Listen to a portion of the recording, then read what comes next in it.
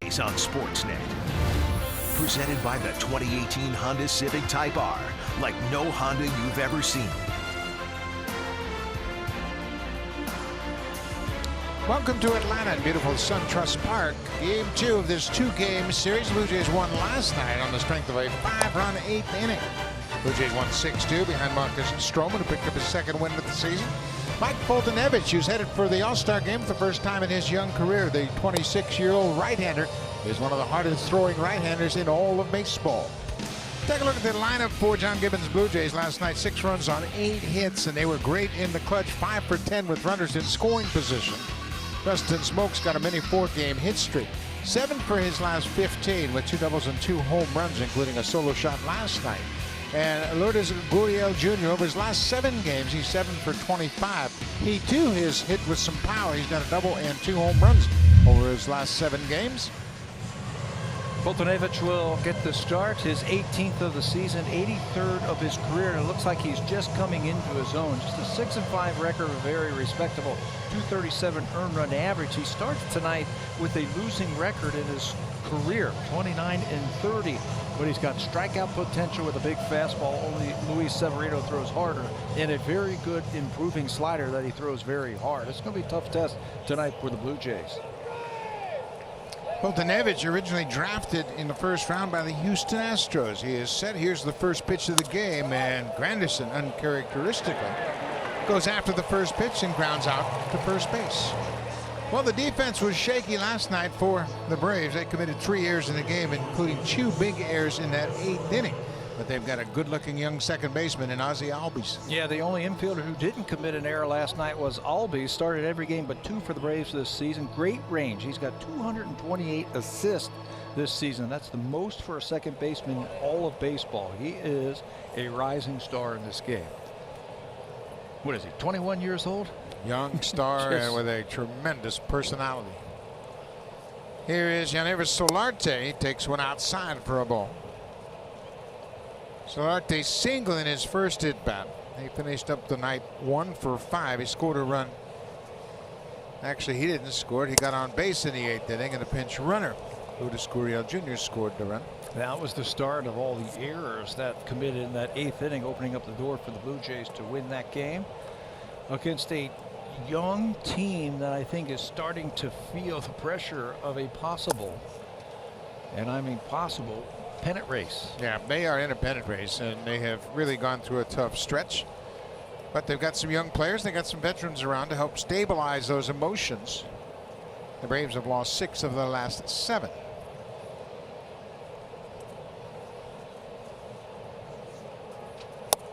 There's a fastball on the corner. 3-1 now to Solarte. Now Nervis batting .250 for the season. He's got 86 hits. He's got 34 extra base hits.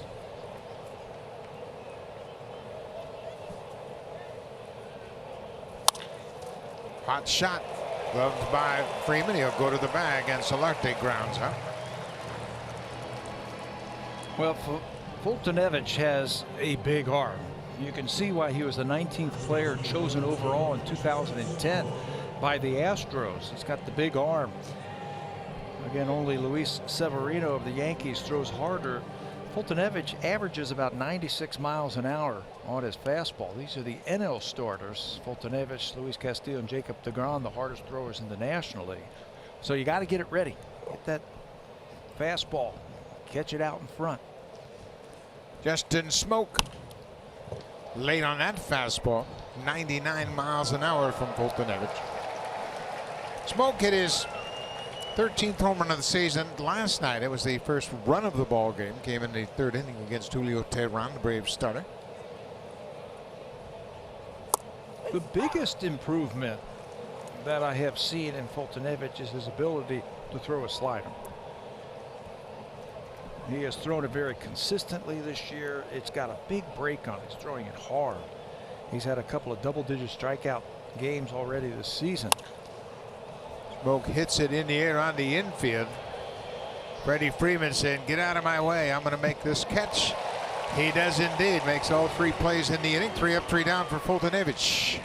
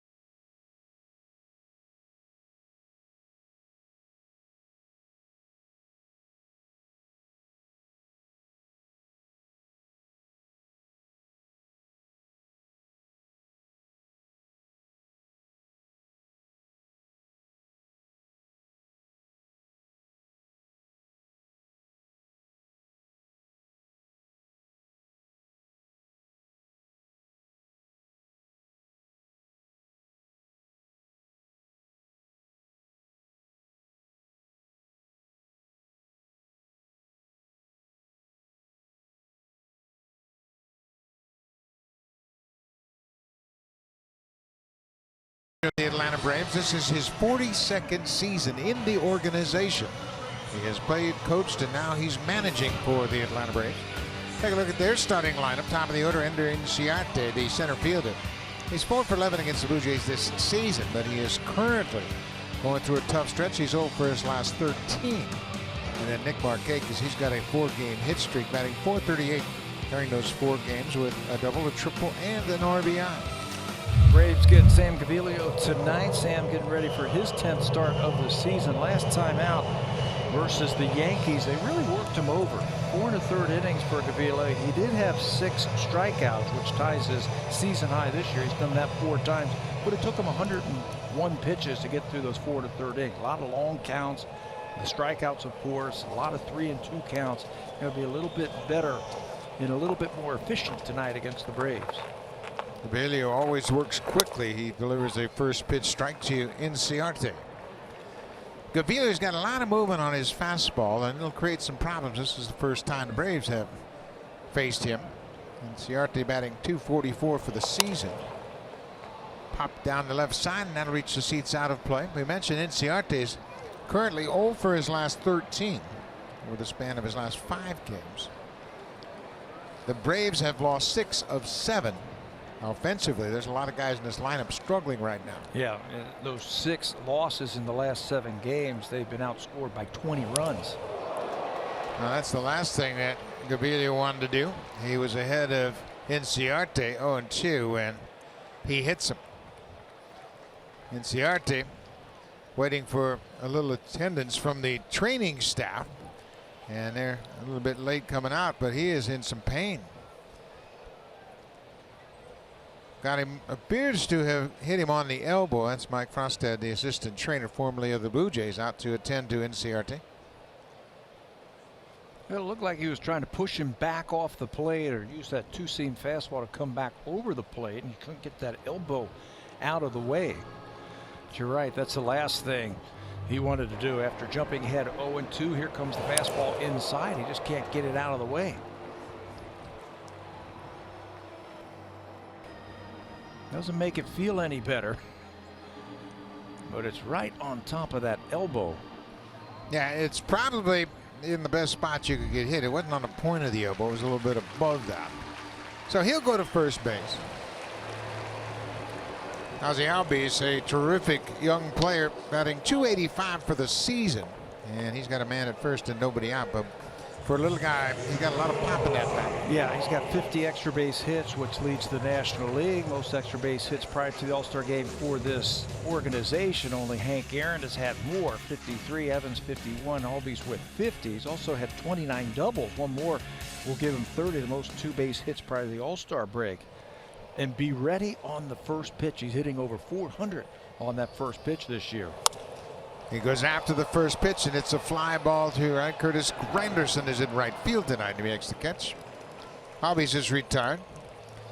Take a look at the rest of the defense for the Blue Jays. It is Granderson in right, Hernandez in left, and Randall Grichuk moves over as Kevin Pillar has the night off. Yeah, a day off against Fultonevich, so Grichuk will take his spot in center field, gets his 4th start in center field. He's had 104 total chances this year, with 101 putouts, 3 outfield assists, no errors in 57 games this year. He's played tremendous defense for the Blue Jays this year.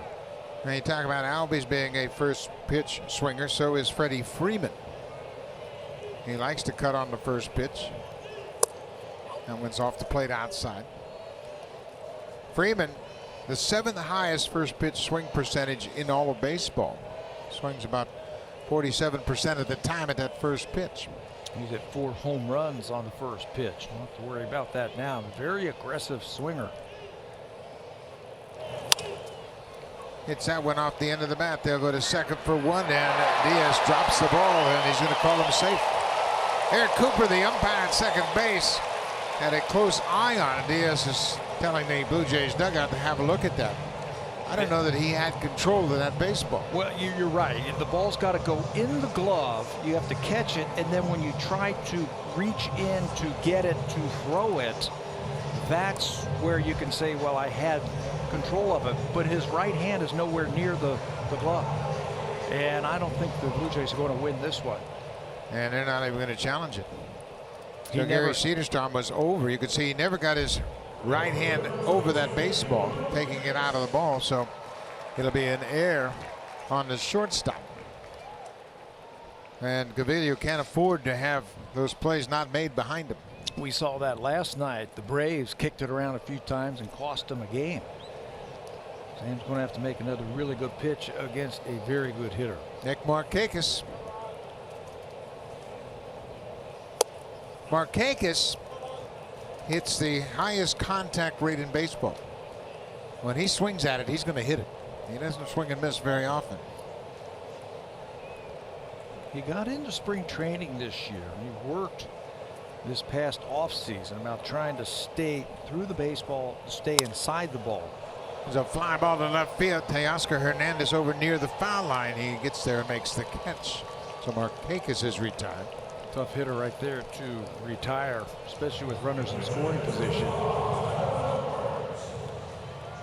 Well, Tyler Flowers now will bat with 2 on and 2 outs.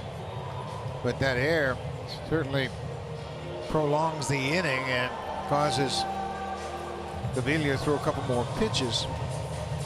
Tyler Flowers, the catcher, batting .234 for the season.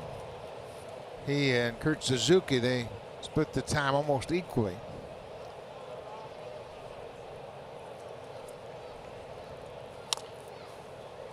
First pitch swinging. It's interesting. There is so much video out there now, and even though the Braves have never faced Gaviglio, you were down in the batting cage today, and they had all of his video up on the board during their warm-ups. That's right. I wanted to go down and see the hitting facilities here on the home side, and they've got these 3 beautiful cages right behind the dugout, and they've got this giant 60-inch screen. And Gaviglio, Sam's last start, was playing on that, so the players could sit there and scout him if they wanted to. While they go into the cage, hey, what does he feature? And they had all the numbers right there. I mean, everything was there, even though they've never faced him. They've got a pretty good idea what he's going to feature tonight. Well, he is ahead of Tyler Flowers, 0-2.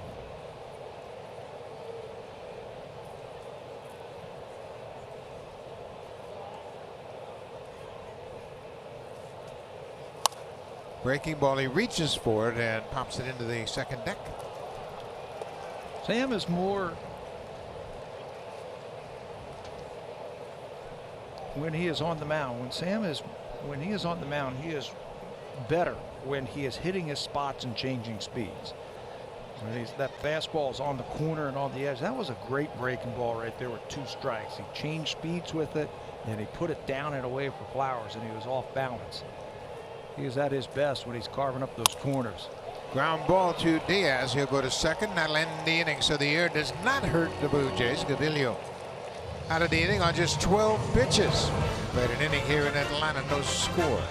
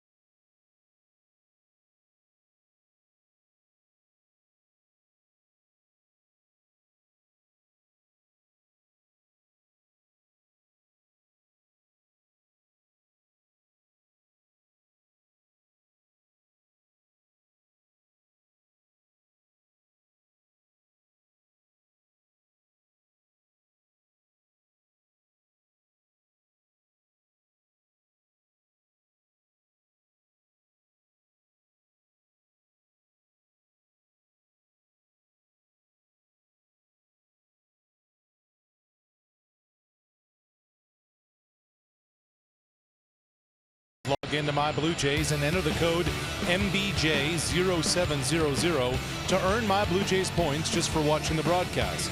The entry box can be found on your My Blue Jays homepage, and the code must be entered by 4 a.m. Buck? Thank you very much, Arash. And you can see a lot of Blue Jay fans in attendance. We have met fans from all across Canada that have made their way down here. We've met some fans that are going from here to Boston to watch the Blue Jays play at Fenway Park. The Blue Jays travel very well. They've got a lot of great fans from coast to coast, no matter where the team plays. Teoscar Hernandez did not start in the game last night. He entered the game as a pinch hitter late. Rick Jacoby always encourages his hitters to get on the fastball. By that he means, hey, go up there looking for a fastball early. That's the pitch you want to hit, so why wouldn't you look for it? It's a great theory on hitting and a great game plan, especially when you've got this guy throwing this hard with that type of breaking ball. Looks like he's going to try and establish that fastball early on in this game and mix in a couple of breaking balls. So be ready. Hard slider, 88 miles an hour. That's the first strikeout of the game for Foltynewicz. Batters are hitting 108 against that slider. So it's his most improved for Foltynewicz, and that's just been the trend for him over the last 3 years. Opponents averaged 263 2 years ago, jumped up to 277. It's down to 190 this year, and I think a big reason why, because that slider is tighter and it's harder. It's been a big strikeout pitch for him. That's his 115th strikeout this year in just 96 innings. This is Randall Grichuk. Grichuk, he got things going last night. He got a base hit after Solarte reached on the air. There's a fly ball into right field, not that deep. Markakis is there. Two quick outs here in the second. Foltynewicz is 26 years old. As we mentioned, he was originally drafted by Houston, 19th overall pick in 2010. He was the minor league pitcher of the year for Houston in 2012. He went 14-4 in the minors. And then he was traded here to Atlanta January of 2015 in a trade that sent Evan Gattis to Houston. So I would say that trade worked out for both teams. Yeah, they got what they want over in Houston. Lourdes Gurriel Jr. has never seen a fastball that he doesn't like. He jumped all over that first pitch and rips it into left field.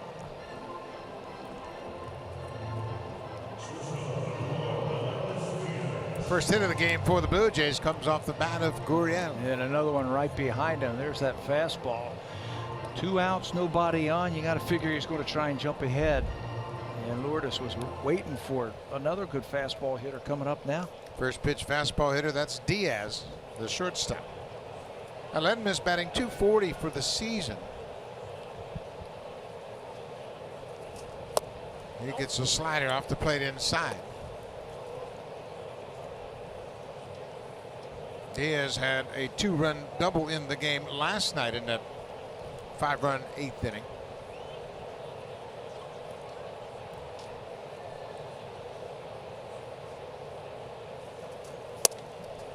Threw him another slider. It's a harder slider than he threw earlier in his career. He's been able to tighten it up and throw it with more velocity. We've seen it at size 88. Yeah, and it looks like a fastball out of his arm.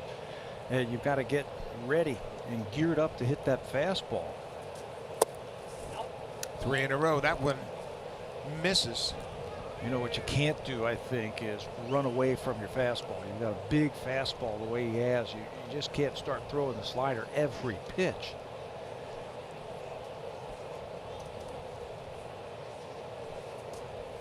Another slider, you're right. He hasn't thrown a strike with the slider. He has chased one out of the zone. Ledman for his career has hit .438 against the Braves with 5 extra base hits and 12 RBIs.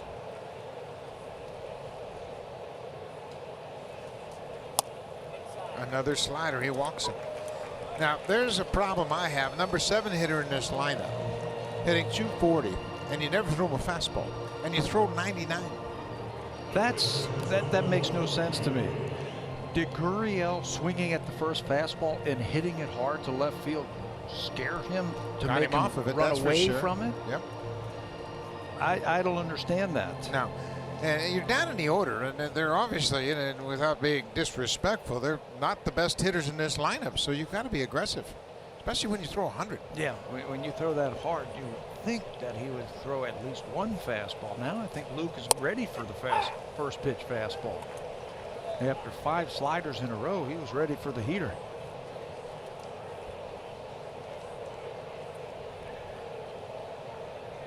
Luke's done a great job of coming up with big hits. He's hit 303 with runners in scoring position this season.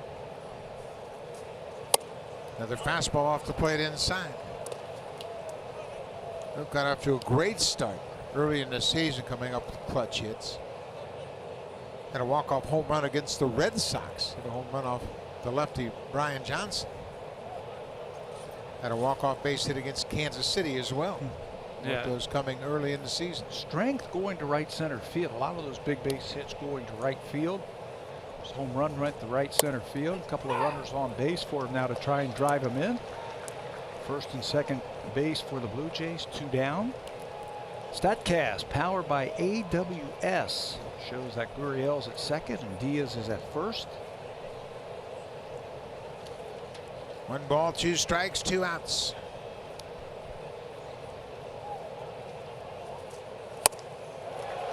Another high fastball at 99. Mainly strikes out. The Blue Jays get a hit, a walk, but strand a pair. We'll go to the bottom of the second.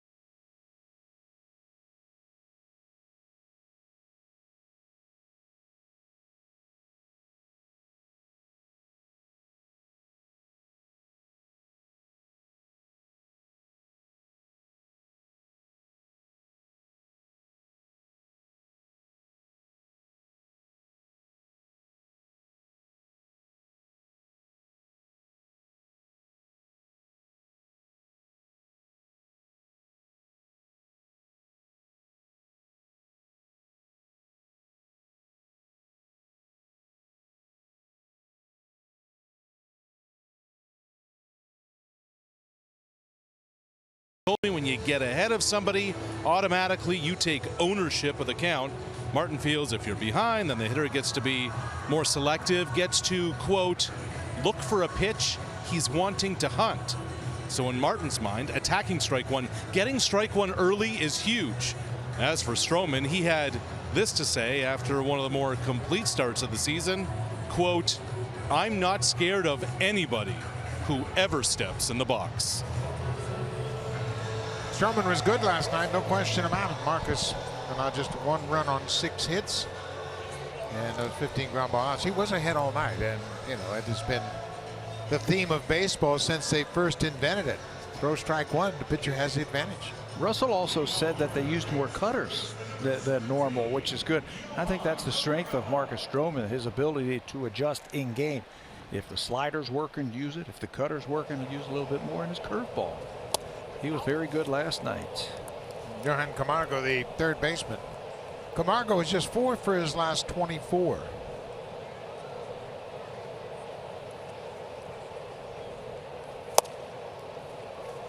We mentioned some of these younger hitters are going through a tough time right now. The only guy that's really swinging the bat well is the second baseman, Ozzie Albies. Yeah, 3 hits in last night's ball game. So Camargo hits one right back up the middle. That's a leadoff single for the Braves third baseman. They're young hitters, and I think the the word is getting out how to pitch to him. That one just over the glove of Gaviglio into center field. So there's the adjustments that's being made on some of these hitters. What they're going to have to do now, some of these young hitters, is make the adjustment to the pitcher. And one of the adjustments in young hitters steps to the plate for the Braves. Ronald Acuna Jr. Just 39 games so far, but he's hit 7 home runs and driven in 19.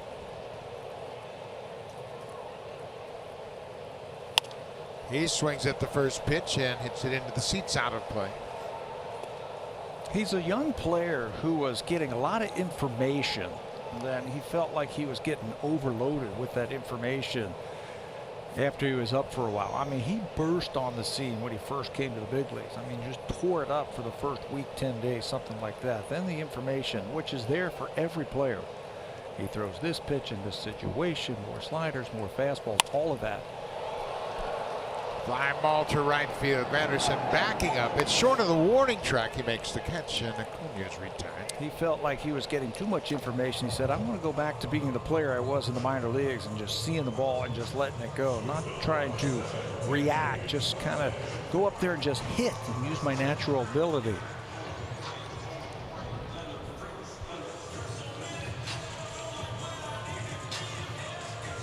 Gaviglio now working to the shortstop, Dansby Swanson.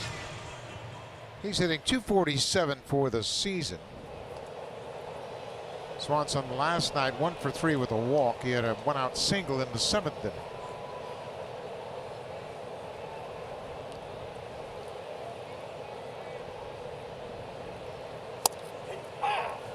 Good pitch on the corner. We talk about Gaviglio and how he needs to command that fastball better. And in Arash's report, you heard how important first pitch strikes are. I don't care who you are, how hard you throw. Pete Walker always encouraging his pitchers to get ahead. Well, he's got that great movement, that swing back fastball that he can throw inside or outside. It doesn't matter. That ball is drilled down the left field line, but it's into the seats foul. Swanson out in front. He can also spin the breaking ball, so he can make the ball go one way into right-handers or away to right-handers. How important, though, is it for his four-seam fastball? I think it's really important, especially if he can pitch upstairs or at least just show the hitters upstairs. With all the information that's available to everybody in baseball, and basically they have the same information, it has been discovered that there are a lot of outs up in the strike zone. We have seen Jay Happ and Marco Estrada utilize that four-seam fastball upstairs to great success.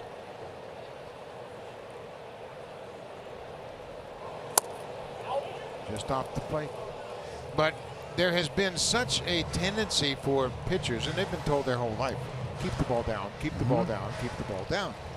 Well, when you do that, the hitters who now are batting with elbow pads and they've got that flap on their mask, there's no fear, and you don't pitch inside and you can't knock them off the plate.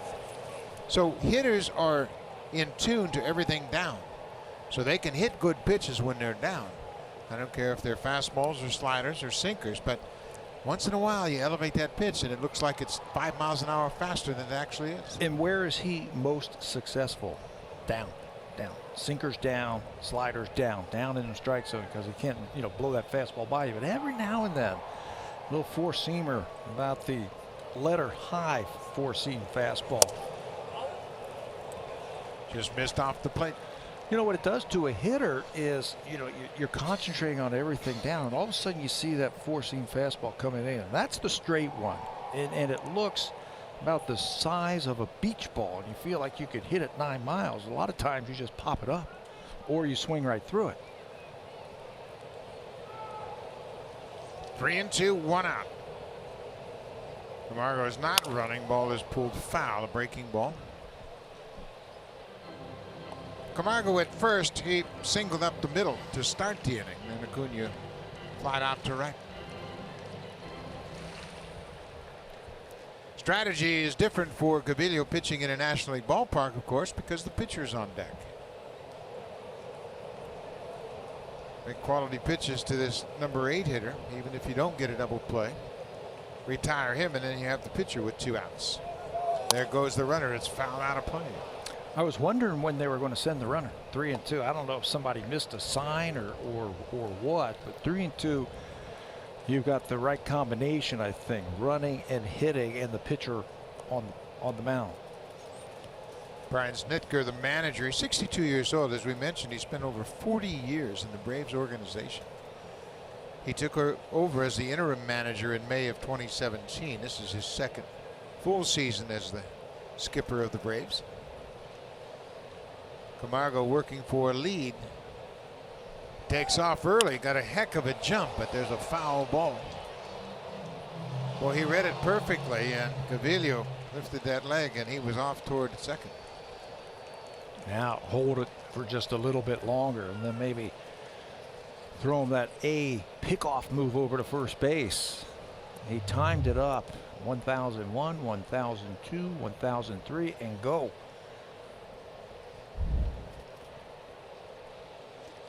So Gaviglio, I'm sure, will be a little different, and first he goes to first base. But when a catcher sees a jump like that, and for the next pitch, you say, hey, you got to make him stop.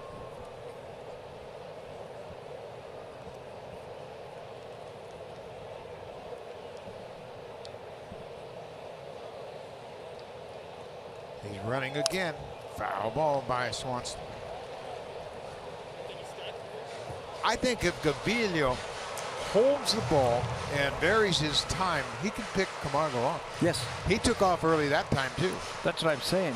Hold, and then show him your A move over to first base, because he's getting antsy out there. And he wants to go, and he's getting out on that front foot, and he's ready to start moving. Just hold it just, one more second, and then give him your good move over to first base.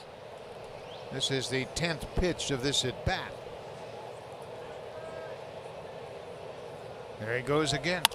Ground ball, and that's where the shortstop was, but Diaz broke to cover it. Grichuk overran the ball, but Camargo was stopped at third base. Well, it's interesting. After Swanson pulled everything in this at bat, the Blue Jays defense had the shortstop covering. Yeah, I didn't understand that. You saw all the foul balls, especially the breaking ball, go down the left field line, so Diaz is covering on this one. Camargo came around second. Look at him starting to slow down. The third base coach wants effort the whole way. Ron Washington, the third base coach, had some thoughts of maybe trying to score him when that ball was mishandled in the outfield, but because he slowed down, Wash has to hold him up. Yep, you cannot send a runner that jogs into third even when the outfielder overruns it. Now here's the pitcher, Fultonevich. He squares early, showing bunt, and he takes a ball in the dirt. Fultonevich has two sacrifice bunts. Why would a pitcher be bunting in this situation with one out? I don't know. Stay out of the double play. Stay out of the double play, but he's taking a long look. I don't know if they can score a run. I'm thinking about trying to score the run. I think they're just trying to sacrifice Swanson the second with Inciarte on deck. Smoke is going to come hard. Got to throw a strike. The pitcher is giving you an out, and Gaviglio has missed with both pitches. If you show bunt that early and everybody's hard charging, Solarte from third, the pitcher from the mound, and Smoke from first base, you could still turn a double play. I mean, why not go to second and then back to first base? And he took it off, and he had the swing, trying to cross up the defense. But when you have a pitcher in the batter's box anxious to bunt, you got to throw him a strike. Take the out. Maybe he'll pop it up. That's where you want it. High fastball. They worked on that play, that fake bunt, pull it back and swing yesterday during batting practice when the pitchers had their round.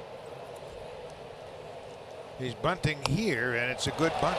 Smoke can go home. They flip the home, not in time, and everybody's safe. Maley throws it away. So Smoke was charging hard, trying to shovel it.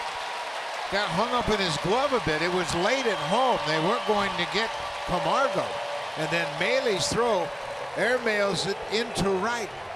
And the runner, Swanson, goes all the way to third. Well, this hasn't been pretty so far in the first 2 innings for the Blue Jays. We had a drop ball in the first inning for an error. And now a mishandling of the bunt. He's giving you an out.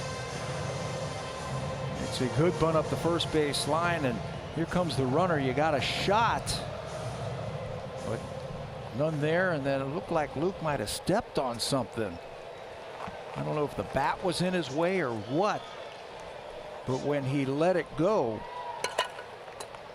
and nothing, just down the right field line. Second error of the game. And here's Inciarte, and this is going to split the gap and go all the way to the wall. Swanson's in to score. The pitcher is going to stop at third, Foltynewicz. And Inciarte jumped on that first pitch and drove it to the alley in right center for his 13th double of the season.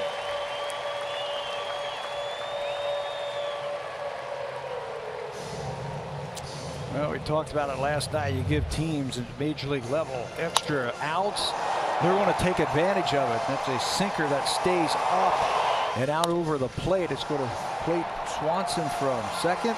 It's going to send Foltynewicz to third base and then Ender Inciarte to second.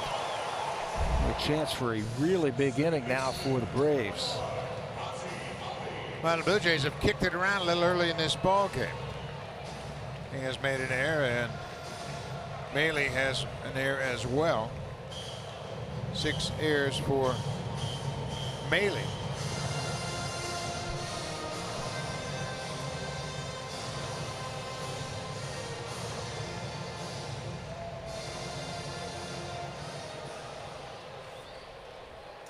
So Inciarte with an RBI. He now has 34 for the season. Blue Jays better shorten up on the corners with Albies. He can do a lot of things with the bat. Lifts a fly ball to left.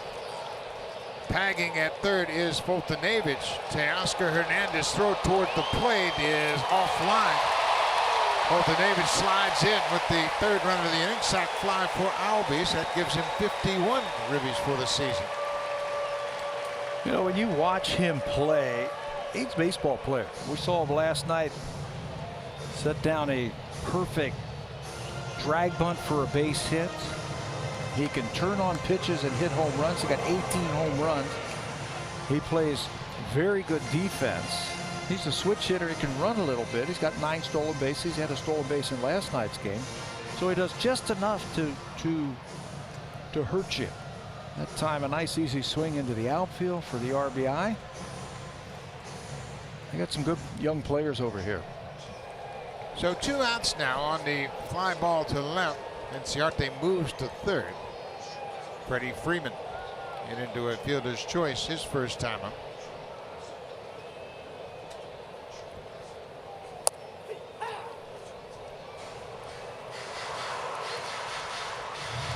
Freeman batting .311 as we speak.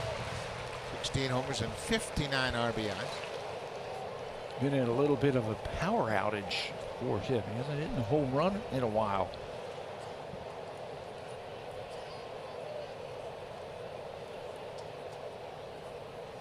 The Braves have not homered coming into this game in their last 5 games. Freeman himself in this ballpark is just 7 for 43 in his last 12 games here at SunTrust Park. But he's been clutch all season long. You mentioned it last night, the 2 out run scored RBIs. The Atlanta Braves came into this game with 177 of them. 2 out runs, second in the National League behind the Cubs.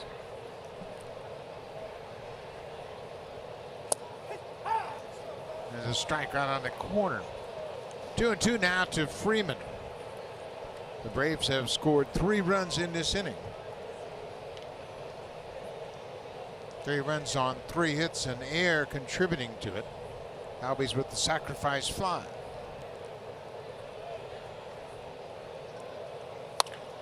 Base hit. That'll score another run. Inciarte jogs in from third base. It's a 4-run inning as Freddie Freeman drives in his 60th run of the season. You know, I was wrong, Buck. That's their 178th. They lead the National League in 2-out runs. Boy, they are tough in the middle of that lineup. Freddie Freeman is 7th in the majors, hitting with runners in scoring position. He's just a tough out. John Gibbons looking at some of his options, and Sam Gaviglio has fallen behind early in this game. The defense hasn't helped.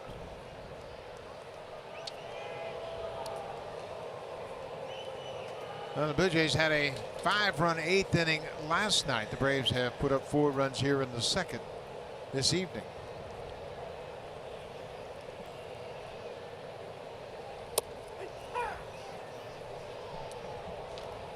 Nick Markakis takes a first pitch strike. Jake Petrichka starts to loosen up. Short 2-game series. The Blue Jays will go to Boston and play the Red Sox in a 4-game series starting tomorrow night.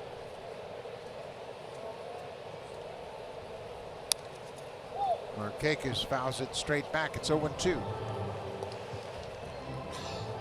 The Blue Jays don't have a starter for Saturday as we speak. It's still probably about 50-50 whether or not Marcus Estrada will make that start.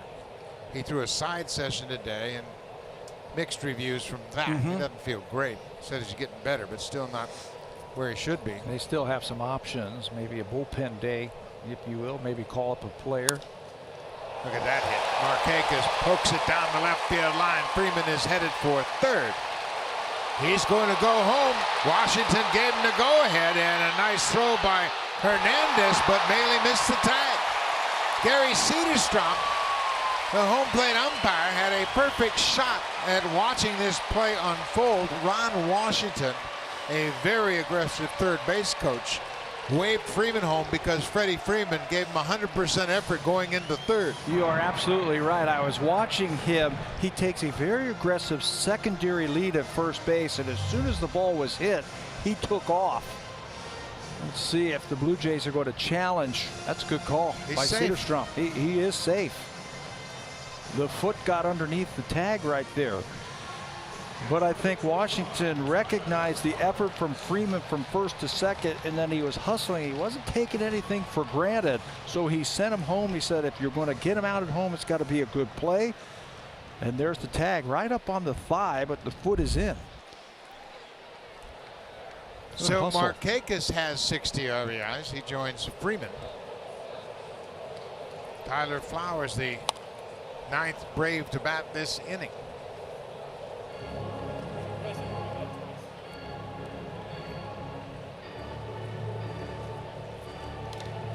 Been a long inning for Sam Gaviglio. Blue Jays had 4 straight hits last night that turned into runs, turned into RBIs in that 8th inning. The last 5 batters to hit have knocked in a run.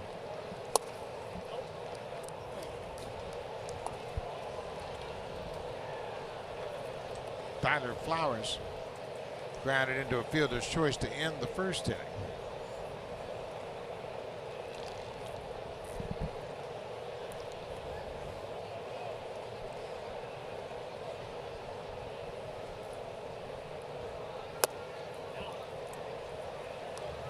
Two and one now.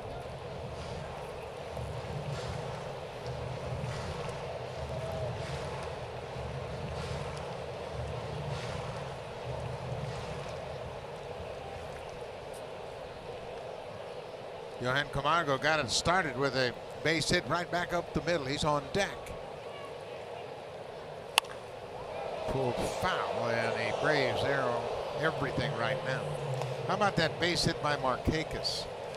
He was down 0-2 and just covered the outside pitch and kept it fair down the left field line. Freddie Freeman looked like he may have gotten the strawberry sliding into home. George Poulos attending to him. Yep, that's exactly what happened. That one. Don't do that anymore, George. That's enough of that, George.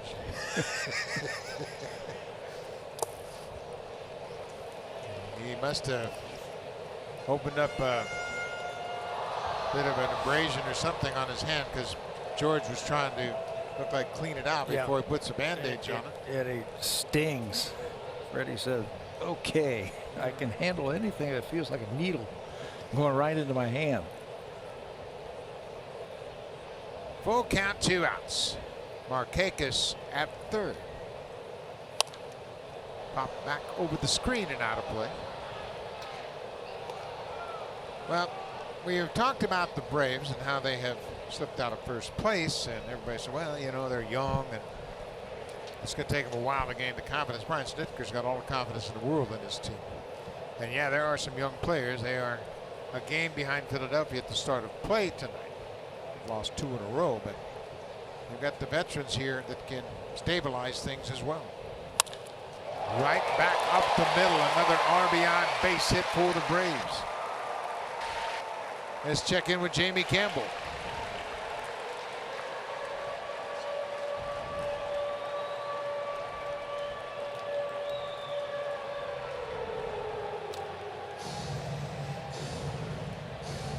Well, Jamie, that's about what it is here. John Gibbons has already made the call to the bullpen. Atlanta knocks out Sam Gaviglio with a big 6-run inning. And the Braves, a little payback from that 8th inning from last night. Jake Pedrichka will come into the ball game. There are 2 outs, and he'll face Johan Camargo, who's batting for the 2nd time this inning.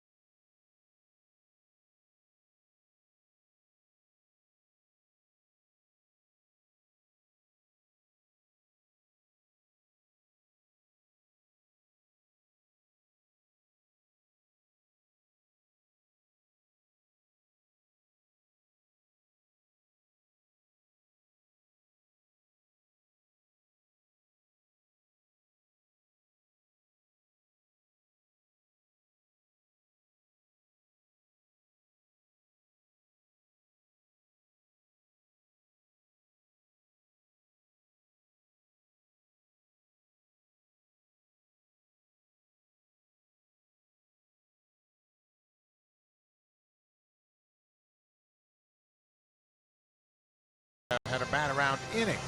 They've scored 6 runs this inning, and Pedrichka's trying to put out the 5. Yeah, Jake last worked 4 days ago, and Jay Happ only went 2 2/3 innings against the Yankees. Jake threw 2 1/3 against the Yankees. He had a hit, an unearned run, had a couple of strikeouts. Another performance like that tonight is needed after a short start by tonight's starter.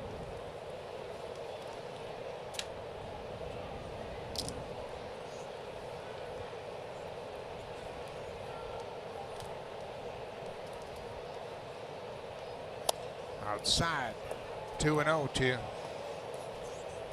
Camargo. He got it all started with a leadoff single. It was the first hit of the ball game surrendered by Gaviglio. It was the first of 6 hits the Braves have gotten this inning. Yeah, what hurts about that is Sam was so efficient in the first inning. 12 pitches, boom, he got right through that inning. Defense has let him down just a little bit here, and it has snowballed to a big 6-run inning. There's a 4-pitch walk. Let's check in with Jamie Campbell once again.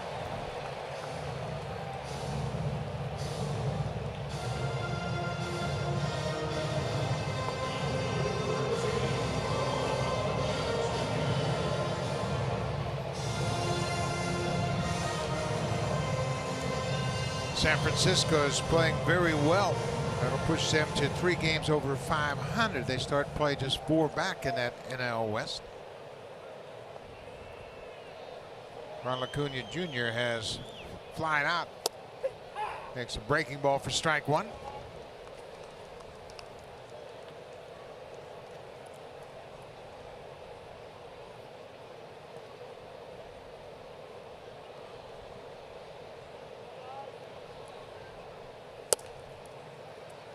You know who picked up the win for the Giants in relief?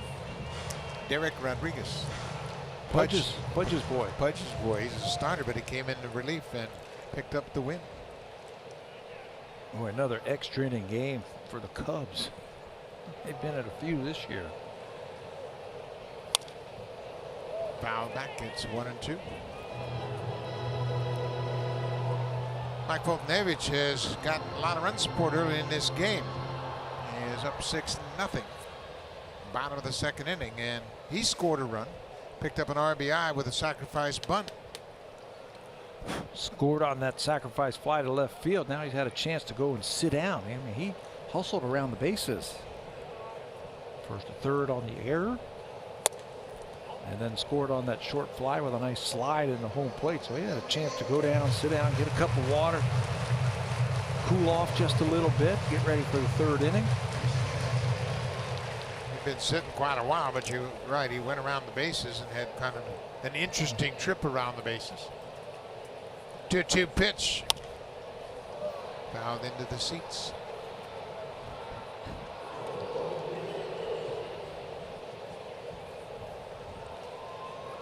Acuna now 3 for his last 19. He has 8 strikeouts in his last 7 games. He has been getting a steady diet of off-speed pitches. Lots of sliders off the plate. There's another one. He's called out on strikes this time. The inning finally comes to an end. Atlanta sends 11 men to the plate. They score 6 runs and knock Jake Gavilio out of the game early.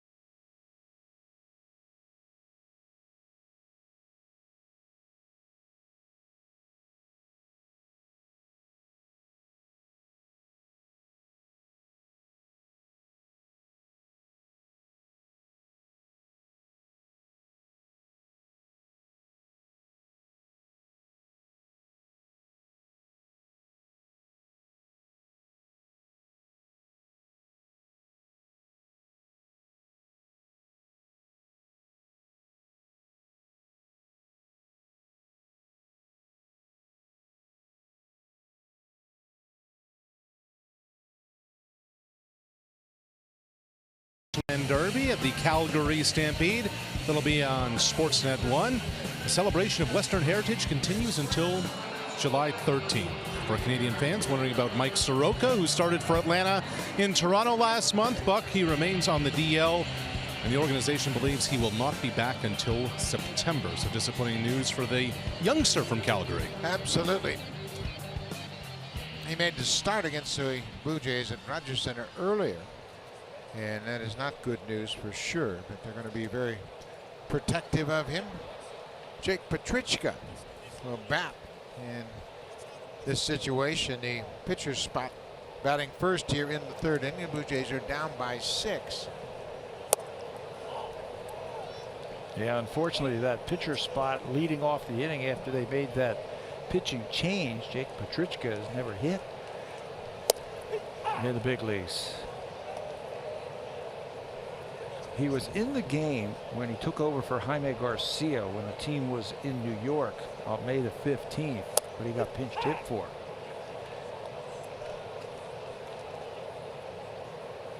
1-2. Fultonevich coming right at Petrichka.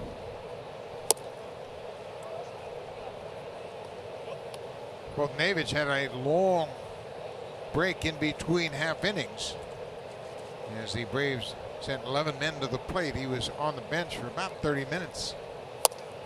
There's the strikeout. Third strikeout of the game for Fultonevich.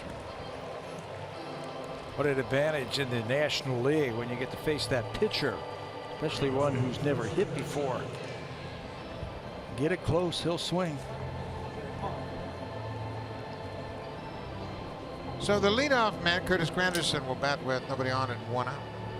Granderson swung at the first pitch he saw and grounded out to the first baseman. He rarely swings at the first pitch of a at bat, but he chased that first one.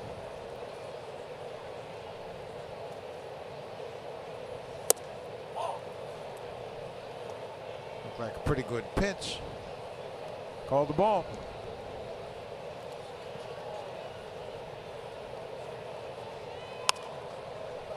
Check swing, little looper down the left side that drops foul. That was a changeup. It was 89 miles an hour. That's somebody's best fastball, but it's still about 10 miles per hour difference than his fastball. That's his fastball. Absolutely ate up Granderson's bat. An inside fastball after the changeup.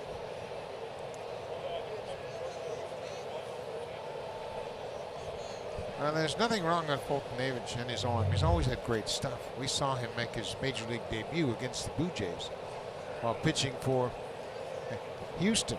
That was on August 2nd, 2014. He came into the game in the top of the 8th inning in relief of Brett Overholser in a 4-2 Houston lead situation. First batter he faced, Melky Cabrera. Then he struck out Jose Bautista. I remember that game. He came into the game as that ball was lifted to the shortstop, and everybody was saying, "I give up." How do you pronounce his name? Yeah. It was his rookie year. Nobody knew him. Fultonevich, he got Bautista strike out and then walked to Colby Rasmus, and he was out of the game. That was his first big league game. Well, the Blue Jays have managed just one hit tonight, and that has been the story for Fultonevich this season. Hits per 9 innings, the National League leaderboard. Max Scherzer is first and Fultonevich is second, ahead of Aaron Nola. A couple of good young pitchers on that list along with Max Scherzer. Yeah, he's allowed 1 run or less at a NL high 11 starts this season. I mean, he's been dominant at times. Other times, like his last start, not so much. One hopper to Albies from the outfield. He throws to first and retires Solarte. That'll do it. 3 up, 3 down for the Blue Jays. They go quietly in the top half of the third.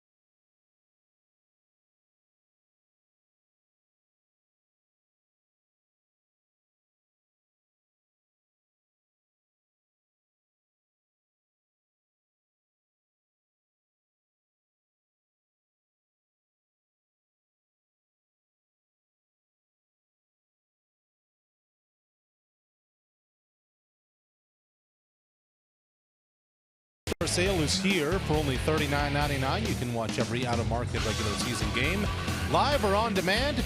The subscription includes MLB At-Bat Premium, so you can watch live baseball on your favorite supported devices. Blackout and other restrictions apply. Visit MLB.tv to take advantage of the sale if you want to watch the Blue Jays and Red Sox this weekend. Buck Boston without Christian Vasquez. Finger fracture, out 6 to 8 weeks. Indeed, they lose one of their fine catchers as he is out, had surgery to repair that injury. So that's another loss for a contending ball club. And it didn't have to be like that. Wasn't it sliding again into a base? We've seen so many of those this year. Players sliding head first and catching their thumb or catching their pinky.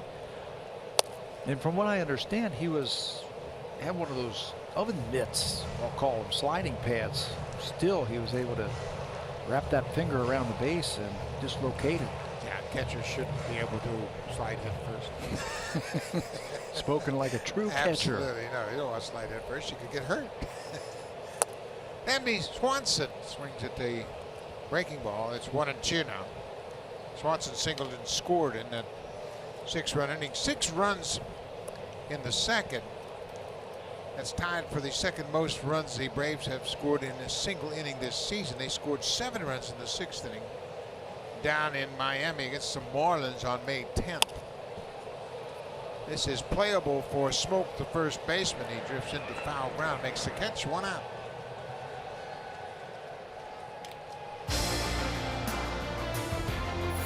The diverse Civic family, our most powerful lineup yet. Honda, proud fan since 1977 and the official vehicle of the Toronto Blue Jays. Nuxie. They called him Nuxie. Bill Niekro, the Hall of Fame knuckleballer that had so many great years in Braves uniform. He won his 300th game against the Blue Jays. As a member of the Yankees, right? Pitching with the Yankees, 1985. And you know, in that game, he didn't throw one knuckleball. That's one thing he did. It was always the last start of the season. He never threw a knuckleball in his last start of the season. Said, I wanted to see if I can still pitch at the major league level without the knuckleball. Got a chance to play with him in Cleveland, and what a treat that was. It was amazing. He was mid-40s, something like that. Yeah, he had a tremendous career. Of course, he's in the Hall of Fame. 5-time All-Star. He was a 5-time Gold Glover, which is not unusual for a knuckleball pitcher. They always have to feel their position. Ray Dickey, of course, he too won a Gold Glove. Niekro won his 300th game in 1985 when he was 46. Pitched until he was 48. Finished up right here in Atlanta. Bogdanovich strikes out. 2 outs here in the bottom of the 3rd for the Braves.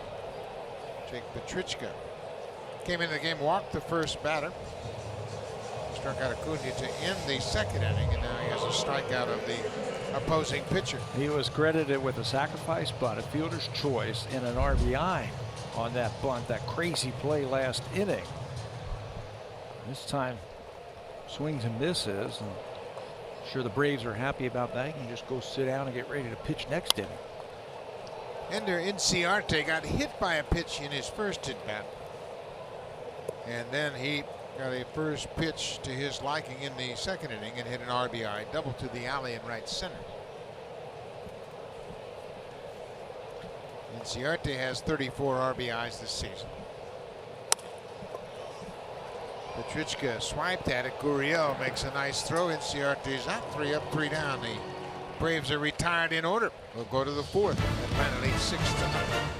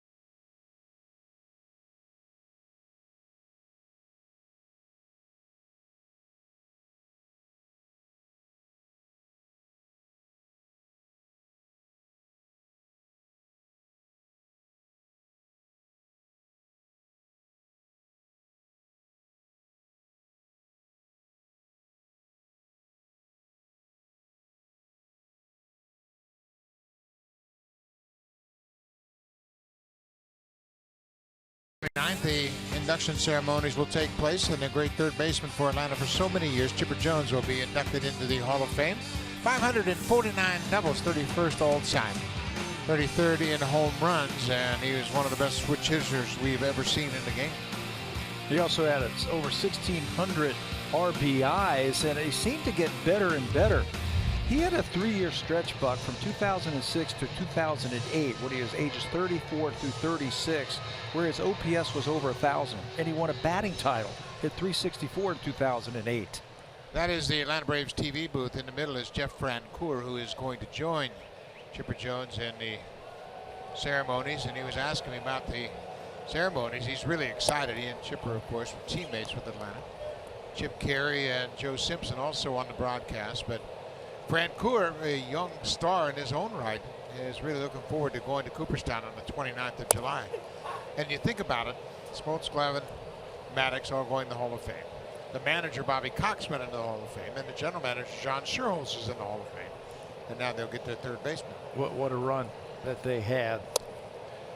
14 division titles in a row.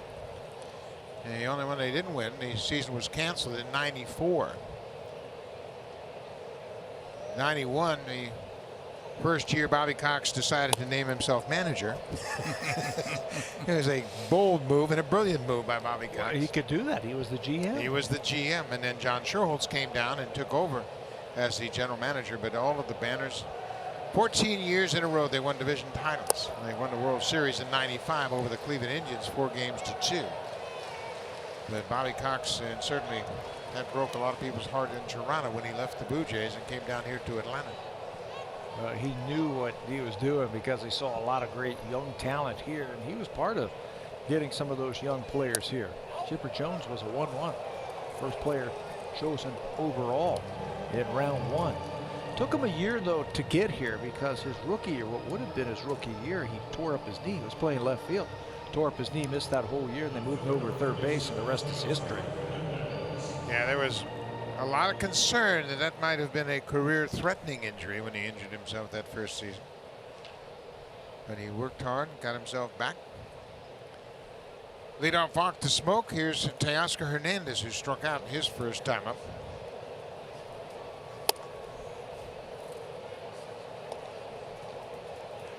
Boltonevich, there's no question about his stuff, but he hasn't really learned how to be economical with his pitches. And that has kept him out of deep games. He had a terrific outing earlier in the season. He went 9 innings, shut out the Washington Nationals on June 1st, allowed just 2 hits, and he was matched up against Steven Strasburg. Braves won that game 4-0.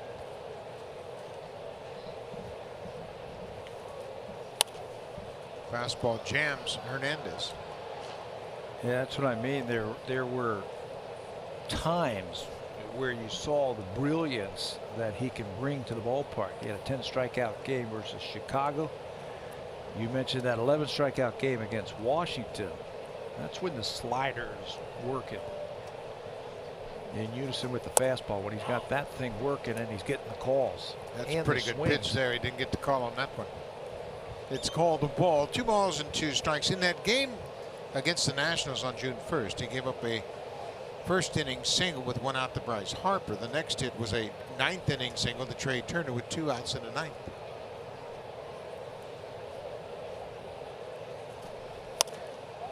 Popped up middle of the infield. Albies, the second baseman, calls for it, and Hernandez is retired. You know, we talk about the strikeout games that he has had this year. He came into this one with 114, the most strikeouts per 9 in a single season for the Braves. He's first right now. If the season would end today, he would hold the record. He would pass what John Smoltz did, the Hall of Famer, did in 1996. Yeah, and that's really interesting that he would have a better strikeout per 9 inning ratio than Smoltz, and Javier Vasquez also on that list. I think he's just now starting to figure it out, what he can and what he can't do. When he first came up, it was, nobody knew where it was going. It was almost like Nuke LaLoosh. And Bull Durham, great arm, just didn't know how to control it. Now he's starting to understand you can take a little something off, you can throw a little bit harder if you need to, or not throw as hard, just get it over. And when that slider's working, it's a little inconsistent tonight. He's thrown some good ones and he's thrown some bad ones. But when he's on for the whole game, that's when he's going to pile up those big strikeout games.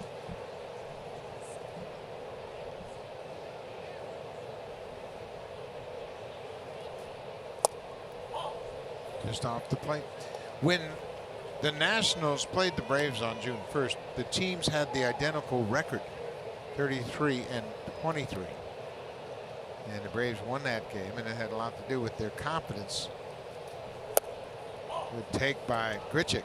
Hard slider. Now it's 3-1. Smoke walked to start the inning. Hernandez popped out to the second baseman. Now Grichuk.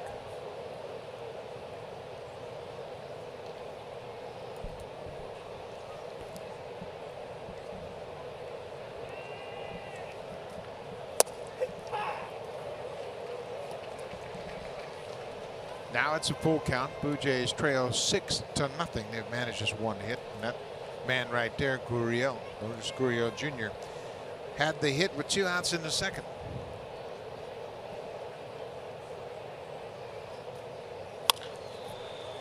Camargo. Albies. Not in time. Oh, it is in time. Boy, that was a delayed call down at first. I thought Grichuk was past the bag. But it's a double play, and that'll end the inning. But Gary Cederstrom, the home plate umpire, said, let's hold on a minute. Blue Jays are going to have a look at it. Marlo Hale's in communication. But it looked like to me that Grichuk had beat it out.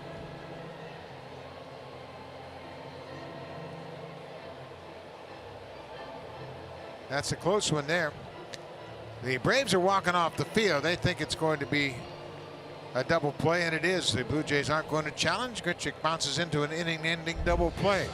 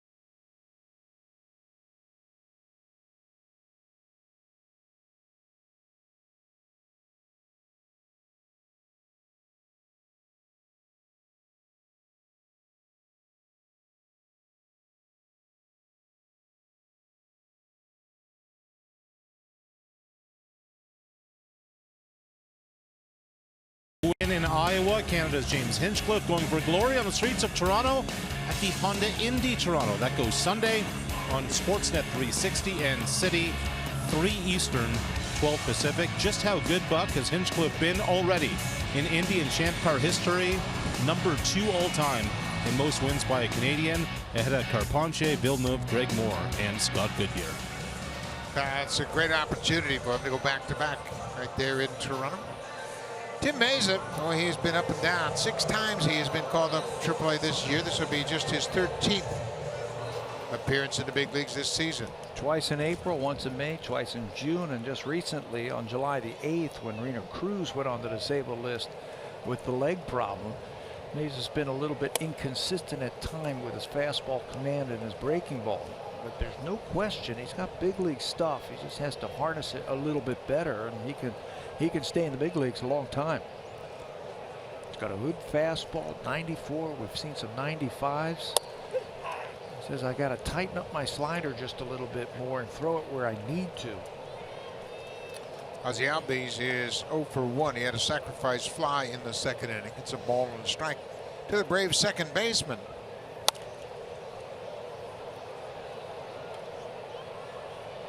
Hobby's making his first All-Star appearance. He now has 111 hits for the season. 18 home runs, 51 RBIs. You know, when you see him, he's not a real big guy. You say, well, how does he generate so much power?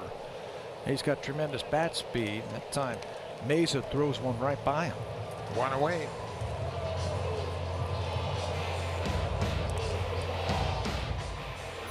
Take on any project with Home Hardware, proud partner of the Toronto Blue Jays. Here's how. Beautiful evening here in Atlanta. This is the second of a short two-game series. The Blue Jays and Braves will wrap it up. They split the first two games at Rogers Center earlier. Blue Jays won last night. First game of this two-game set. Freddie Freeman had an RBI single in the second.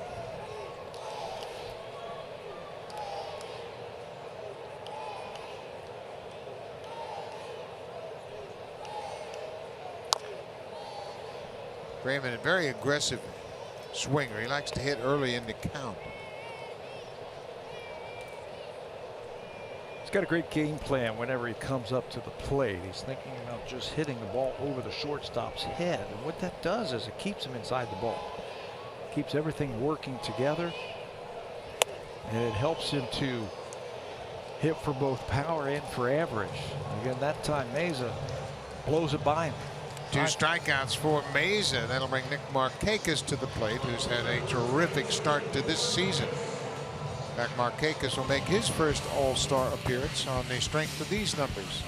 Look at the average of 325 on base percentage, slugging, OPS, everything career highs right now for Markakis. And Kevin Seitzer was telling me the other day that he said he noticed it in spring training. The first couple weeks of spring training, he was staying inside the ball. He was hitting the ball the other way. He wasn't going out and around trying to pull the ball.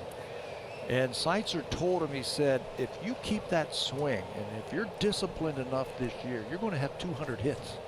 He's on pace for over 200 hits.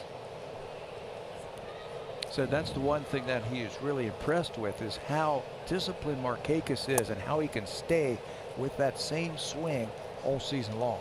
Yeah, he has always been steady, and they talk about him in the Braves clubhouse as being their quiet pro. He just goes about business every single day.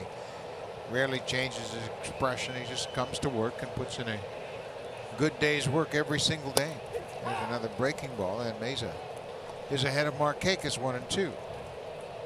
He's thrown some good breaking balls so far in this inning. I think that last hit by Markakis basically told the story of the kind of season he's having. 2 strikes, he just flipped the ball down the left field line. He gets this one and hits it right to smoke. Good inning for Mesa. 3 up, 3 down with a couple of strikeouts. He strikes out Ozzie Albies, strikes out Freddie Freeman. Now time for a Blue Jays Central update. Here's Jamie Campbell with Joe Siddle from the Samsung broadcast.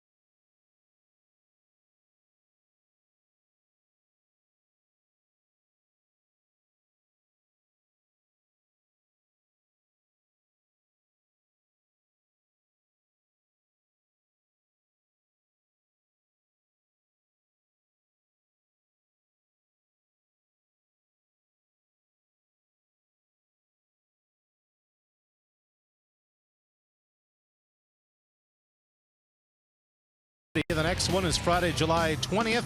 2 events, 1 night. A country music showcase involving Jess Moskaluk and Bobby Wills, David James, Charlie Major, and others. Patio opens at 4:30, weather permitting.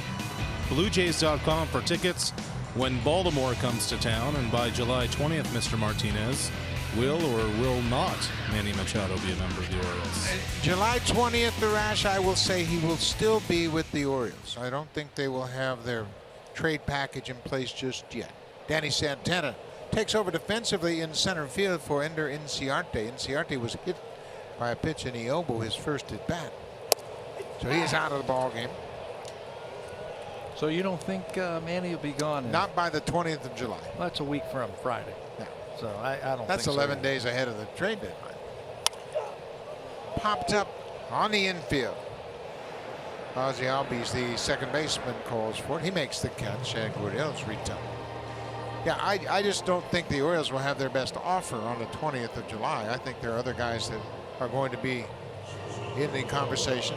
There are rumors about everything, and there's talk that there are 7 teams that have made contact with the Orioles about Manny Machado. Are they better to wait right up until the deadline? You know what? I think that's a hard question. Just depends on your offer. When the Orioles traded Eric Bedard, Andy MacPhail was the GM at the time, and he talked about what he wanted. He wanted Tillman, he wanted Jones, and he kept adding other guys, and they kept saying yes. And then he finally realized, I better stop asking for people. They're going to change their mind. So he was able to pull off that great trade for Eric Bedard. Broken battle dribble back to the mound. Fultonevich fires to first, so Diaz is retired. So it just depends on what kind of package you get. I mean, nobody knows what the Orioles and Dan Duquette want in exchange for Manny Machado, but he's going to be gone at the end of the year. They are not going to re-sign him. So you have to, make the most of it and get the best deal you can. But who's going to give away their best prospects for the prospects of a guy going to be there for 2 months? Well, and that's the question you have to ask yourself. If you're making that deal, you have to have the confidence that you can convince Manny Machado to sign there. You're taking all the gamble. You're taking all the risk. So I unless he makes it known, and I read this today, that he said the New York Yankees are my #1 choice. And that's where I would like to play. I don't know if it was attributed to him, but I saw a quote, playing for the Yankees. Then if you're the Yankees, you're in the driver's seat. Yes, you are. And right now, Mike Fultonevich is in the driver's seat. Another 3 up, 3 down inning. We'll go to the bottom of the 5th. The Braves lead it 6-0.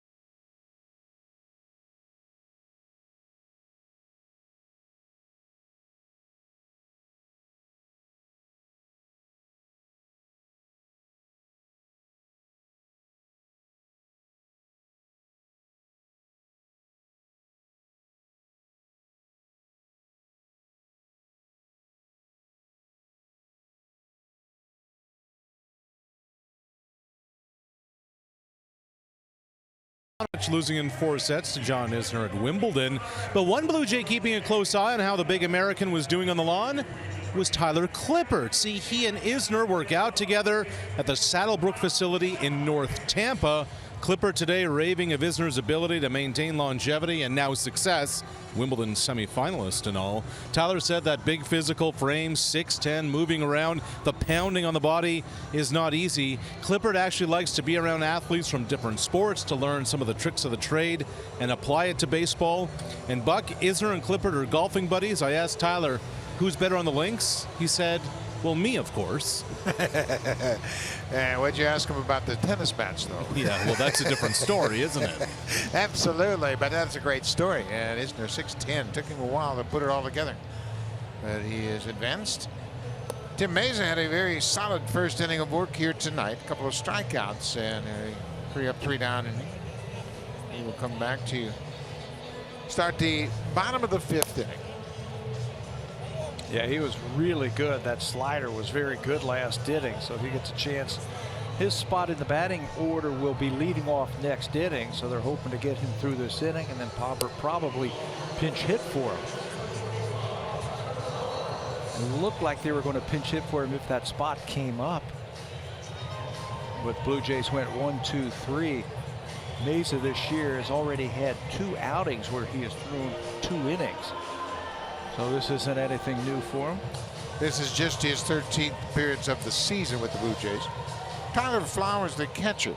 He's gone 1 for 2, had an RBI single in the second. He drove in Nick Markakis, the 6th run of the inning. Mesa using his fastball well to get ahead. Tell you what, there's nothing wrong with his stuff. He's got major league stuff. He just needs that consistency and not make so many mistakes.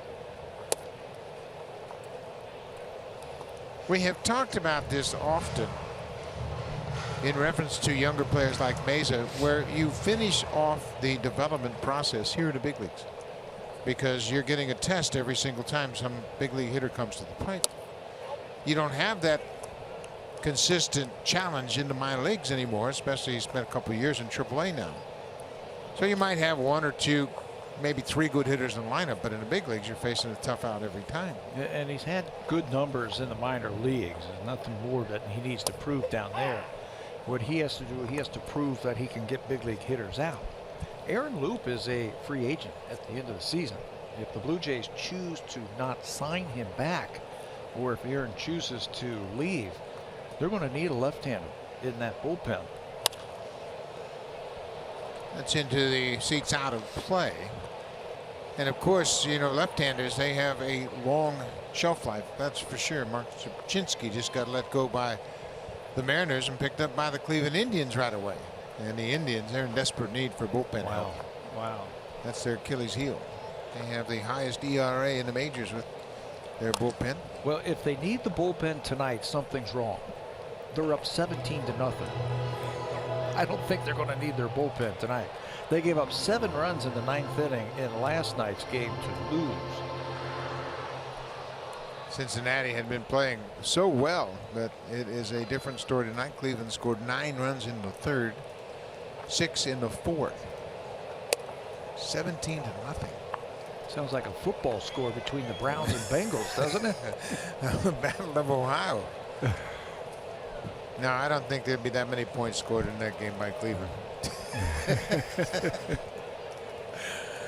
3-2 to Flowers, the leadoff man here. Fly ball down the right side. Granderson giving chase, but it is slicing into the seats.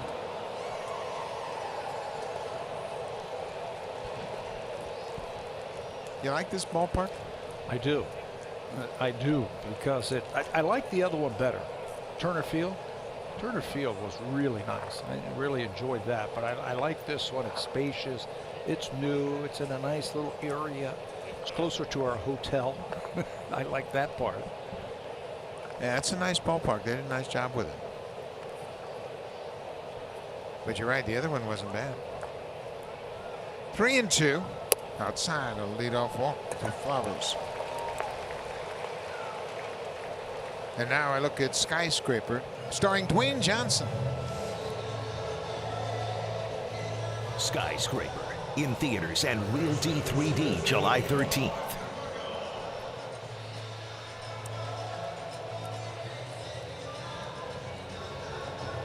Tim Mesa walks the leadoff man here in the 5th. Johan Camargo has singled and walked in his 2 plate appearances.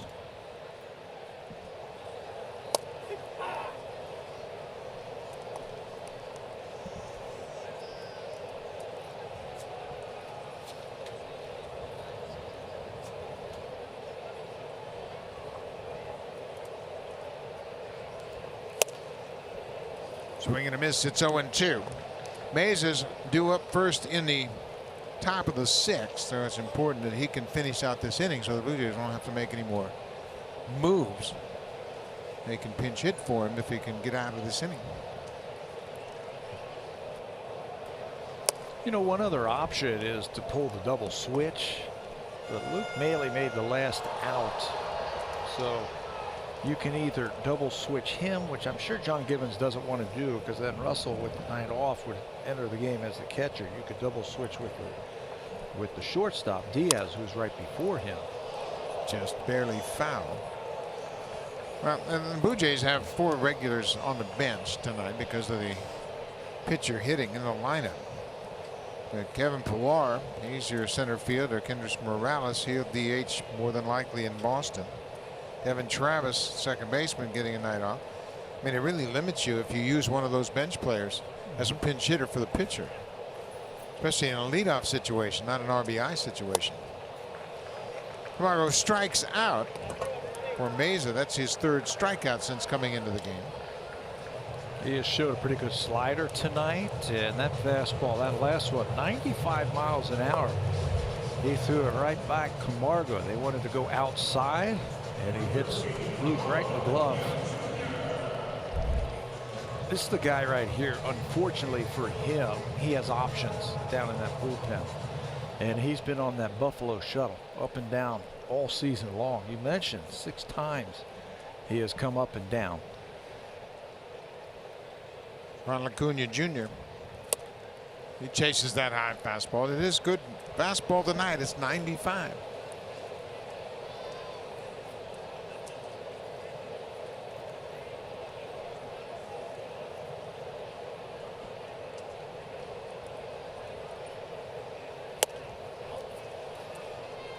You know, you mentioned Acuna and how he got up to a big start. Well, he had a phenomenal spring. He hit .432 in the spring with 4 homers and 11 RBIs, and they still sent him out. You want that clock to start ticking on his service time. There's another good slider. But Acuna has been one of those guys we've heard about for the last couple of years. Is boy, he's going to be one of those everyday players and be a superstar at a very young age. Yeah, he's got the tools. You can see it. He can hit for power, run, field, and throw. Right now, the pitchers are throwing a lot of breaking balls to him. High fly ball. Granderson down into that corner, and it's a foul ball. There's not much room down in that corner. It's 325 feet to the fence down the right field line. And Granderson got over into foul territory, and it hits foul. Only about 4 or 5 feet down there between the foul line and the wall.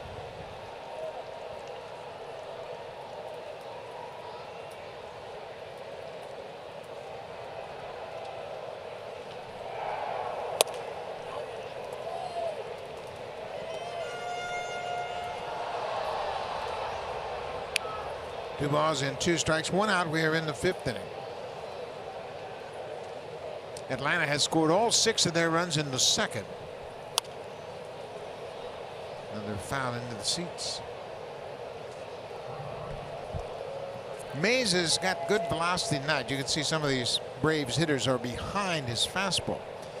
But I think if he locates it even more effectively, he could really dominate this lineup. I think if he locates a breaking ball out of the strike zone here, I think he can get Acuna. Breaking ball low, and don't even throw for a strike. Got too much of the plate there, yeah. Even lower. Don't have to throw it in that box right there to get him. He's in swing mode. He's ready to let it go. It's all about locating and changing speeds and pitching to get him right now. If you recognize that he wants to do something here. He's a little frustrated since coming off the disabled list. Just throw one off the plate.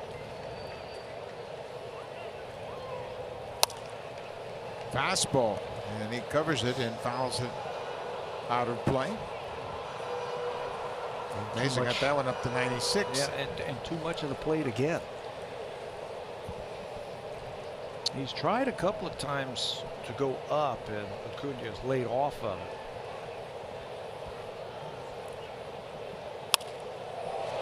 This is going to drop for a base hit. Richie over to cut it off. Acuna is headed for second. He'll get there with a stand-up double. A very determined at bat by the youngster. Picks up his 10th double of the season. You don't have to throw the ball into the strike zone to get outs if you understand who you're facing and what they're trying to do. With 2 strikes, this catches way too much of the plate. Down and in and under the bat, I thought should have been the choice there with 2 strikes, but he leaves it out over the plate. They tried backdoor slider, and it came back over the middle of the plate, and Acuna, who was ready to swing, has another extra base hit. Boy, and we have just seen him run for the first time, and he can fly. Well, Dansby Swanson has been given the intentional pass. He is at first now. That loads the bases for the pitcher, Mike Fultonevich. Swanson walks. Fultonevich goes after the first pitch.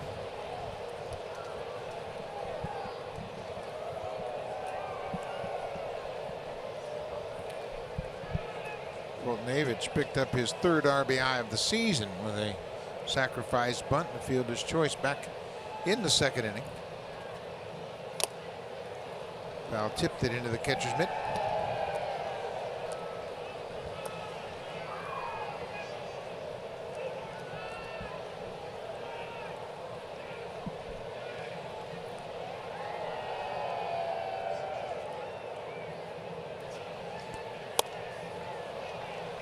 Swing and a miss, and he is down on strike. 2nd strikeout of the inning, 4th of the outing for Tim Mayza. So that'll bring up Danny Santana. Santana took over defensively in the top half of this inning. Ender Inciarte left the ball game. He was hit by a pitch in the 1st inning and then had an RBI double in the 2nd. With 4 strikeouts tonight, Tim Mayza has set a new career high with those 4 strikeouts.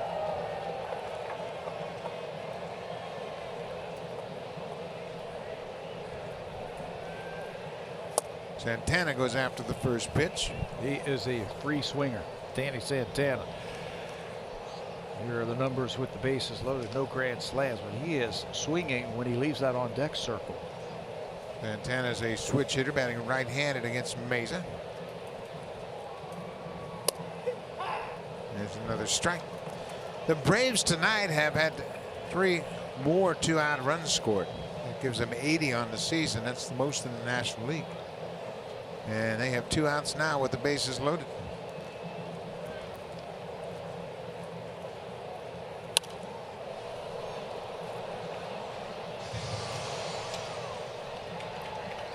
I like what I've seen from Mayza tonight. Tim's had the good fastball, and he's had pretty good location with it. His slider has rung up a couple of strikeouts. John Gibbons and DeMarlo Hale trying to think of their next move. Mayza is scheduled to bat. This is a little roller. Mayza has to go to first. What a nice play. Oh, Mayza made a heck of a throw from the foul line, just a few feet up the line. Threw a long throw to first, and the Blue Jays are going to have them look at that. You got to challenge it because it leads to a run. What a play by Mayza. Yeah, comes up firing. That one is going to be close. Smoke, right away says you got to take a look at this one. Replay. Can't really stretch to the ball because it's so far inside, but that looked like he got him. Ruling on the field is that Santana is safe. It's a close one. And the Blue Jays players, they're walking off the field. We've seen the replay on the big screen here. And there's the call. Gary Cederstrom, the home plate umpire, calls Santana out. That'll end the inning and save a run for the Blue Jays. Tim Mayza with 2 good innings of work here tonight.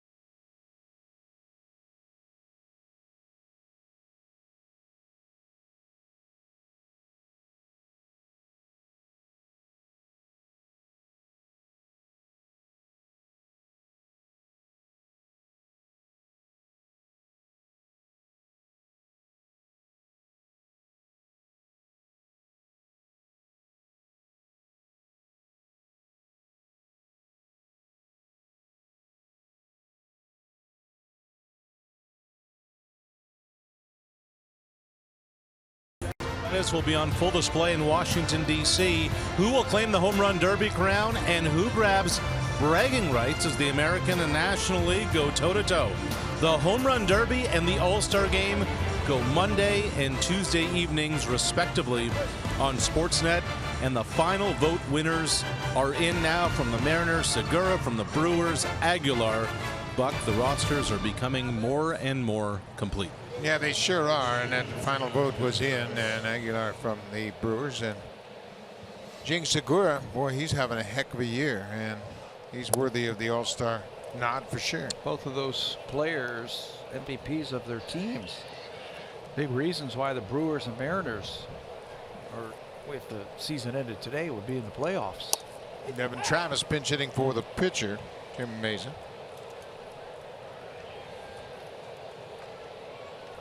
Devin had an RBI double last night in that 8th inning.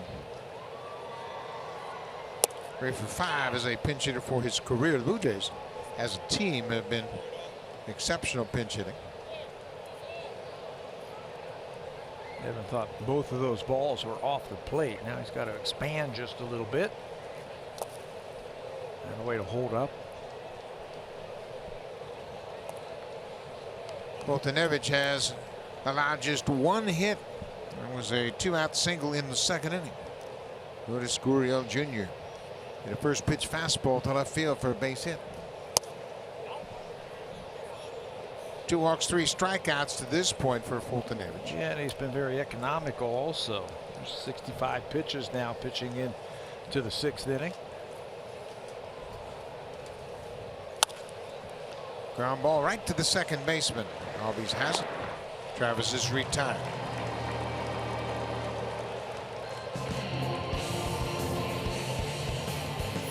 Beauty Tone is the official paint of the Toronto Blue Jays. Only available at Home Hardware.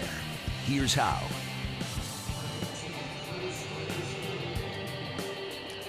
There's no mistake in that statue. The hammer. Great Hank Aaron. What a phenomenal player Hank Aaron was for a long, long time. Started his career in Milwaukee, came here to Atlanta, went back to Milwaukee and played with the Brewers for a while. Did you read that story about him when he first started playing? He hit crosshand. Yep. Isn't that amazing to think about that? What that is for a right-handed hitter.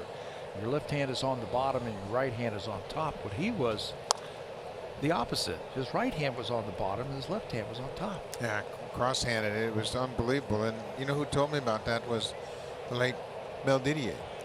He had a chance to see him early in his career, and he said, yeah, he said he was phenomenal. And came out of Alabama, a tremendous player and a great representative for baseball. I don't know how you don't break your wrist trying to hit like that, but I wonder if that was part of the development and why he was such a great wrist hitter. Yeah, he really used those wrists very effectively. Number 44. And the interesting thing about that great career, I think he hit 44 home runs like 4 different times in his career. Never hit 50 in a season. Never hit 50. And when he retired, he had the record, 755 home runs. Since been broken. Speaking of records, do you know who has the most home runs by a switch hitter in the National League? We were talking earlier about switch hitters. Up the middle, that's Swanson. Hold that thought. Hold that thought. So another good inning for Foltynewicz. 6 in the books. He's allowed no runs on just 1 hit. This is what the Braves are looking for.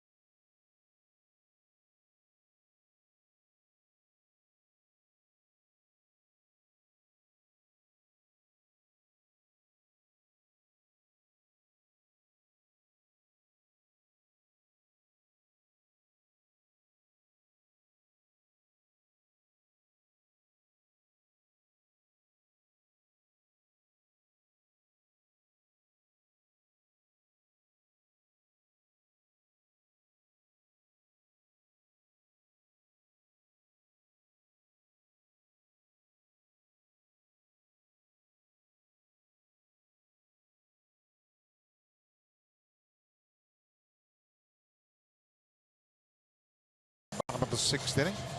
Tim Mesa had 2 strong innings of work with a career high 4 strikeouts, and out of the game, Santos will make his 4th appearance of the season. And he's done well since he has come to the big leagues. He's had at least 1 strikeout in 13. In all 13 of his big league outings, 22 strikeouts, and him coming into the game in Travis pinch hitting has started a domino effect for the Blue Jays defensively. And Devin Travis stays in the ball game. He'll be batting in the 9th spot. He takes over defensively at second base. With that, the starting second baseman moves to short, pushes Diaz to third. Lourdes Gurriel is now playing shortstop, and Solarte is out of the game.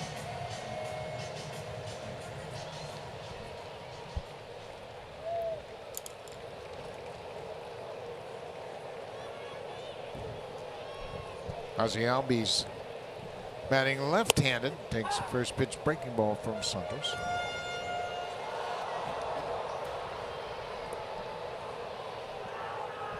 Albies has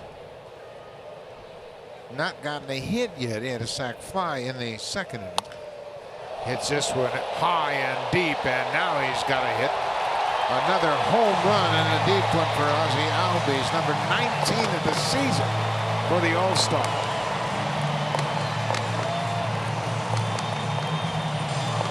He drove in a run with that sacrifice fly in the 2nd inning.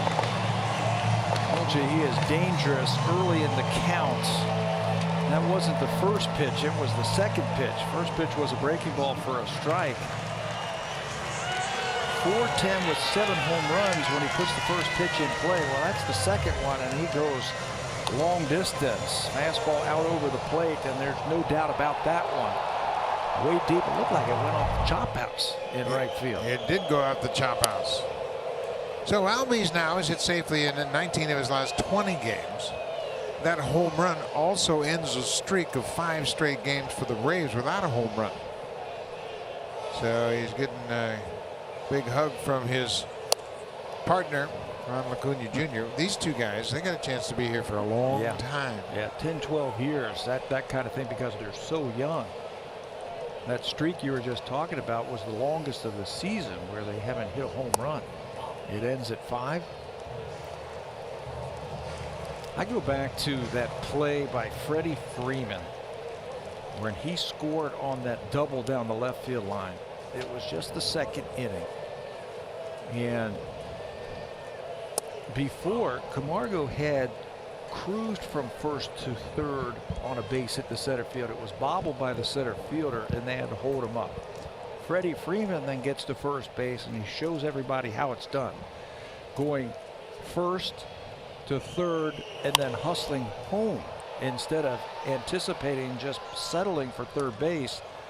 He gave a good effort coming around those bases, and his third base coach waved him home for a big run. Yeah, and you know, in doing that too, Freeman scored what was the 60th RBI for Nick Markakis. So those types of things come back to you. When you score a run for one of your teammates, they will remember that, and the next time they get a chance, they're going to do whatever they can to help you.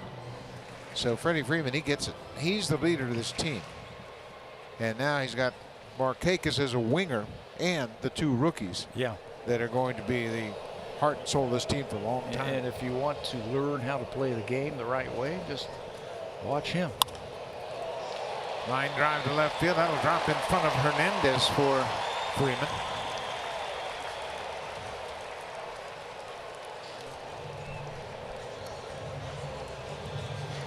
You won't believe where WestJet rewards can take you. Redeem your WestJet dollars to over 450 partner destinations around the globe. Join today at westjet.com/rewards. So after the Albies home run, Freddie Freeman gets an opposite field single, and now Nick Markakis, he hit that double you were talking about that Freeman scored on. Yeah, they were off the line at third base. They weren't in a shift. They were just off the line, and he just poked the ball down the left field line, kept it inside the third base bag, and Freeman was running hard the whole way. The home run that Albies hit to start this inning was just the 70th home run hit at SunTrust Park this season. That's the second fewest home runs hit in a major league park. Tropicana Field has only given up 68 home runs. Remember when we were here last year? It was in May, the first week of May. And we're like, this is like the old Atlanta Fulton County Stadium. What did Sparky call it? The launching pad. The launching pad, that's right. That's what this looked like. But I guess the wind has stopped blowing some of those balls out of here. But yeah, they haven't given up many home runs. Both those ballparks. Tropicana Field. Well, they got a pretty good pitching staff down there. Inside, 3-0 to Markakis.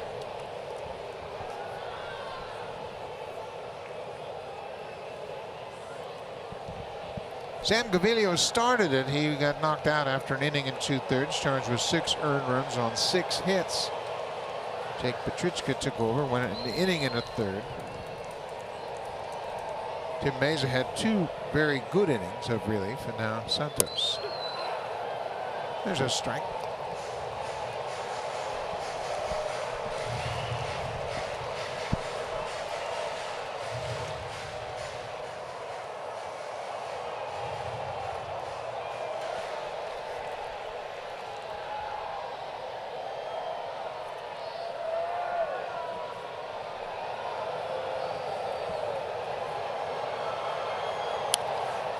Good cut by Markakis. Boy, that bat flies through the zone. He had the count in his favor. His first major league hit, I don't know, did you call it? You might have called it. His first major league hit was a home run. Yeah, he was in Baltimore. He got drafted by Baltimore in 2003. And I remember the first time he came to Oriole Park at Camden Yards, he took batting practice, and he was a two-way player. He was a pitcher and a hitter. And they weren't really sure of what they were going to do, but he obviously took the right path and went to the outfield. Breaking ball gets Markakis, and he knew it. Santos gets the first out of the inning. That slider, he couldn't pull the trigger. He now has at least 1 strikeout in all 14 major league games. Fell behind 3-0, got it back to 3-2, and then drops that breaking ball on Markakis, and Nick knew it.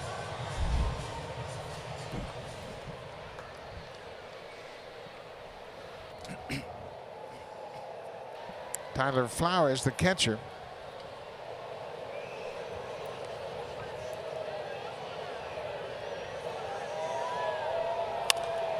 High fly ball deep to left field. Hernandez back. He's got room in front of the wall. He makes the catch. 375 there at the wall, and Hernandez was there to haul it in.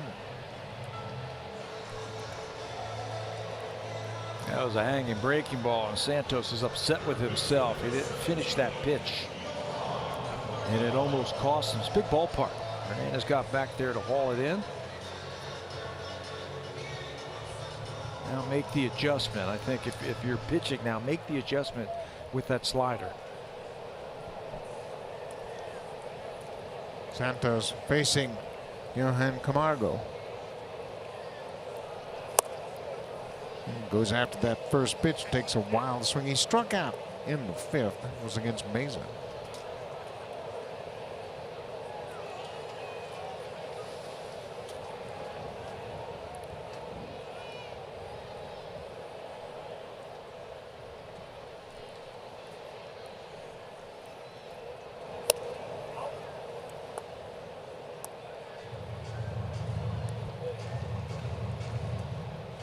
Santos has been up and down a few times with the Blue Jays as well, and going back to last year. Got in some action at the end of the season a year ago. He made his big league debut last September at Baltimore and pitched really well. He threw 3 1/3 innings, had 3 punch outs. Thought he had a chance to make the team out of spring training, but he's been depth.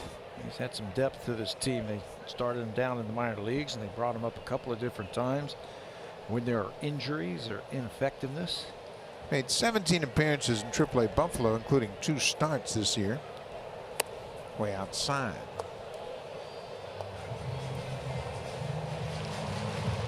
He began his career with the Pirates organization in 2011. Went to Kansas City in 2013. Pitched in their minor league system, and as Pat mentioned, got to the big leagues for the first time last year.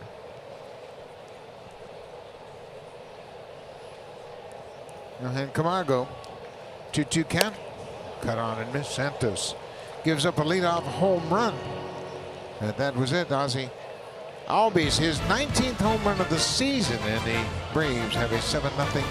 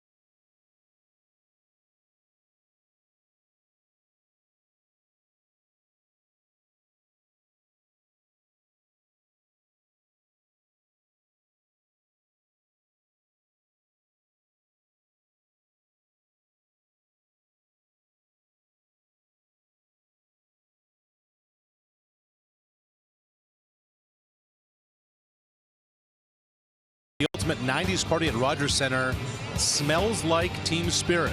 They're celebrating the 90s with Joe Carter, Fred McGriff, and Jose Cruz Jr. Tickets on sale now at bluejays.com/extra innings, and all proceeds supporting Jays Care across Canada. Thank you very much, Arash. We saw Jose Cruz Jr. earlier today. He was in the ballpark. He works for the Players Association and had a chance to catch up with him a bit. He's a good player. Yeah, he was anxious to hook up with some of the Blue Jays, meet up with them. Just one hit tonight for Fultonevich. Yeah, he was a good player. He was on some powerful Blue Jay teams in the early 2000s. Justin Smoke takes one off the plate inside for a ball. Smoke walked in the fourth. He's 0 for 1. Fultonevich has allowed just 3 Blue Jays to reach base. There's a drive to right, and this one's way back there. Get out of here, ball. Get out of here, and gone. Boy, Smokey is red hot. That's his 5th home run in his last 11 games. His 14th of the season. We mentioned it in last night's game that he looks like he's in one of those home run types of swings where everything he hits starts to elevate and get out of the ballpark. He says, I have to be aggressive. I have to be ready to hit. There were times where I was laying back and waiting too much. Now he is standing in that batter's box and he's ready to swing it. I'll tell you what, he's in a nice little home run roll right now. 14 and 47 for Smoke. 14 home runs, 47 RBIs, and this is a booming home run. Turning around that fastball. We mentioned only Luis Severino throws harder in all of baseball. He turned that fastball around. So the Blue Jays are on the board. They still trail 7-1. And Teoscar Hernandez is called out on strikes. That fastball down and away gets him.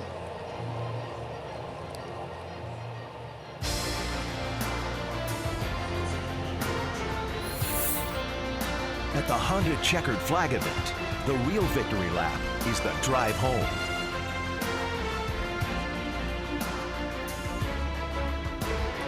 Beautiful evening here in Atlanta. After this game, the Blue Jays will fly to Boston and open up a 4-game series against the Red Sox. It starts tomorrow night. They might catch a little bit of a break in that series. 4 games against the Red Sox, and they don't face Chris Sale. Sale tonight pitching against the Texas Rangers. He is out of the game.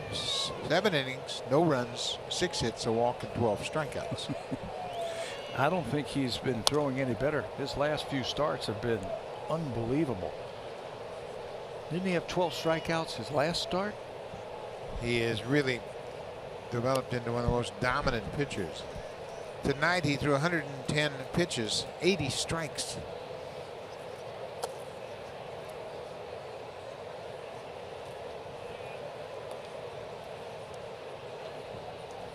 Randall Grichuk is 0 for 2. You said 12 strikeouts tonight. He had 12 in his last start, 11 the start before that, 13 strikeouts the start before that, and 11 strikeouts before that. That's 5 consecutive double-digit strikeout games. A little bit low. Yeah, he's really one of the toughest pitchers in all of baseball. That gives him 188 strikeouts before the All-Star break. Well, another thing that it does, Red Sox have a 4-0 lead. And Grichuk swings and misses and strikes out. 2 away now. We look ahead to the series in Boston and the pitching matchups. Jay Happ will open it up against David Price. A couple of great left-handers going to the hill. And Brian Baracki, he'll get his first taste of Fenway Park on Friday night against the veteran Rick Porcello. Blue Jays, that's Marco Estrada's spot on Saturday. They have yet to decide who's going to pitch that game against Eduardo Rodriguez, who's 11-3. There's a base hit for Gurriel down the right field line.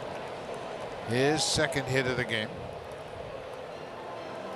Gurriel's 2 for 3. Yeah, both of them off first pitch fastballs from Foltynewicz. He gets up there and he's ready to swing it. He singled hard to left field his first time up, popped up his second time up, and then inside out's that fastball. Keeps it fair. One more thought about the Red Sox. They are leading top of the 8th 4-0. If they win that game tonight, they'll move 36 games over 500 for the first time since they entered play on October 2nd, 1978. You know what that day was? I know what that day was for sure. That was the Bucky Dent game. The Red Sox were 99-63, playing the 163rd game of the season. And of course, Bucky Dent hit the home run. They're 36 games over 500. That's the first, if they win tonight. Yeah. First time that they're 36 over since that day. Yep. Wow. I think that puts it into perspective the kind of first half the Red Sox have had. There's a base hit up the middle. Ledmus Diaz ripped one right over the pitcher's mound into center. So 3 hits in the inning, a home run and 2 singles. Another fastball that Diaz rips right back through the middle. Just 4 hits now for the Blue Jays, 3 of them this inning. It's a good mound visit right here by the catcher. Tyler Flowers recognized it's a hot night, and he hasn't really been challenged. He's thrown 86 pitches, but this one could take your breath away, right back over your head. So both Swanson and Flowers, the shortstop and catcher, go out just to have a little bit of a meeting, calm everything down, and the umpire gets to be the bat boy. You see him out in front of home plate tossing bats around. So now there are 2 outs. Luke Maile, the number 8 hitter,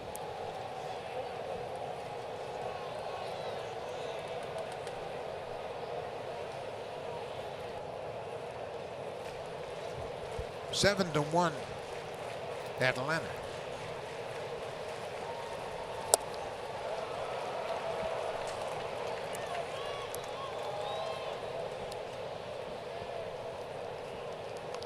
Foltynewicz has still only thrown 87 pitches. He's been economical with his pitches tonight, and that had been a concern for him, throwing too many pitches out of the game early. Another good slider. Yeah, gotten beat. His last two batters hit fastballs for base hits, so he goes back to that slider. You got to figure they want to get him through this inning. His spot comes up third in the bottom of the 7th inning. So this might be his last inning of work.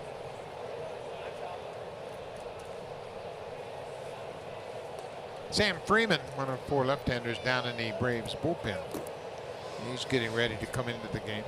When their starter gives them 6 innings, the Braves are 30-11 this year. He's thrown his 6 innings, trying to finish off the 7th inning. It's always a good sign when your pitcher can go that deep. And he gets a piece of that slider and fouls it up the first baseline. Yeah, that's the number every pitching coach talks about. 21 outs from your starter. Then you can manage the bullpen and how you use them. And in that situation, then you're using your relief pitchers when you want to, not when you have to. Of course, Blue Jays went into their bullpen in the 2nd inning tonight.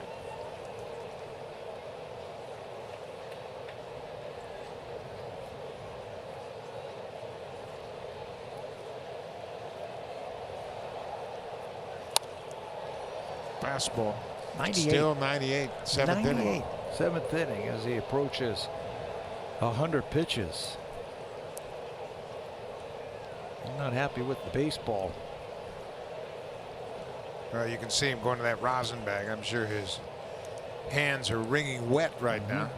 Perspiration growing down his arm. Hot, muggy night in Atlanta.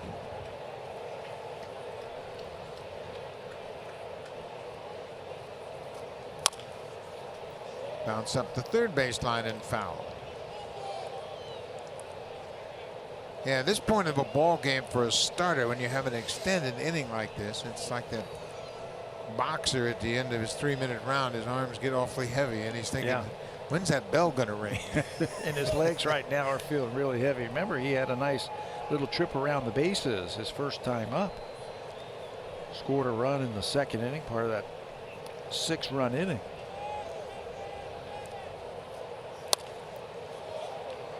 Maley's hanging tough. The Braves have lost 12 of their last 17. Excuse me, the Jays have lost 12 of the last 17 games, and it's not been a good run for them on the road. And Brian Snitker's team, they've had a little bit of a tailspin. They recently went 5-5 on their most recent road trip, and then they lost the first game of this homestand. Another foul. He was reaching back for a little something extra right there, and Luke was ready for it. You can see the body language on Fultonavich. He's like, what am I going to throw here to get this guy out? He's fouling off some really tough pitches.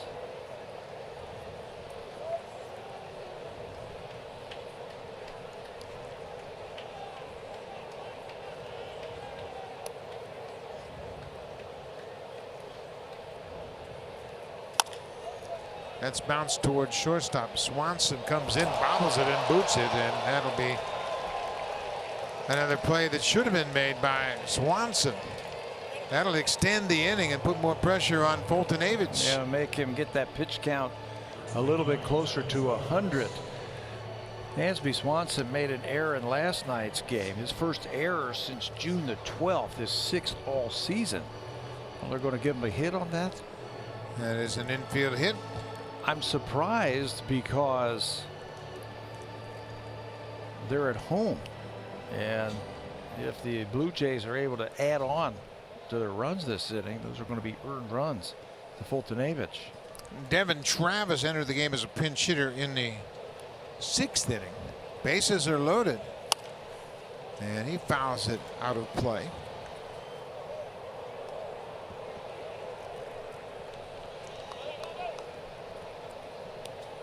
Yeah, I agree with you, because it was a kind of a routine play for a major league shortstop. You come in, you glove it, you throw to first, and the guy's out, especially the catcher running. But it's a hit charge to Fultonavich. The Blue Jays now have 5 hits, 4 of them in this inning. And this has been a long inning. Fultonavich, you can see him taking his time on the mound, trying to compose himself. Takes a deep breath. This is his last battle, I think, one way or another. They've got a lefty warming up in the bullpen. You got Curtis Granderson on deck. Fly ball deep to center field. Get up, ball. Get up. Get out of here. Gone. Devin Travis. A grand slam home run. His third career grand slam home run, and with one swing of the bat, it's a brand new ball game. How about that? And that's really going to mess up the numbers of Fultonavich, who was cruising right along until he got into this inning. He was one pitch away from having a quality start, a really good start. But he's going to get knocked out of this game because of the grand slam from Devin Travis. And that makes it a whole new ball game. The fifth grand slam the Blue Jays have hit this season. Devin Travis has always shown power to the opposite field, and he jumped on that one, hit it top of the wall, out of the ballpark in right. Sam Freeman coming into the game. It's a two-run ball game, but Devin Travis, his second at bat of the game, gets a hanging slider and drills it out of the ballpark for his third career grand slam home run.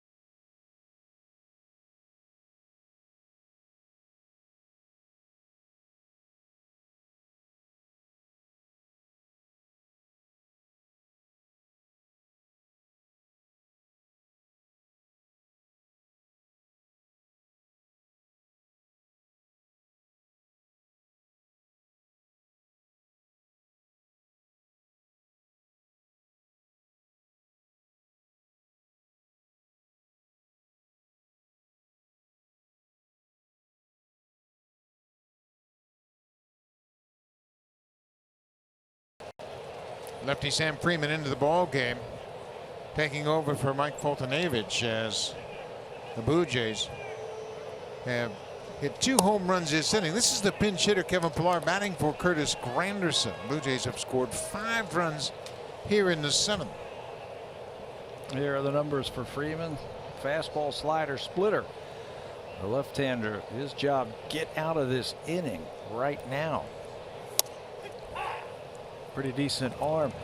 Blue Jays struck for 5 runs last night late in the game. They are never out of a game. I don't care what the score is. They just have a way of coming back and making it interesting.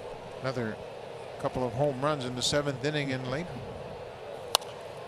Pillar fouls it up. Smoke got it started. He hit a leadoff home run in the 7th and a couple of strikeouts. And Smoke, come on, get up. He's talking to it. Get up. Yeah. Grand slam home run. 5 runs in the inning. 1 and 2 to Pillar.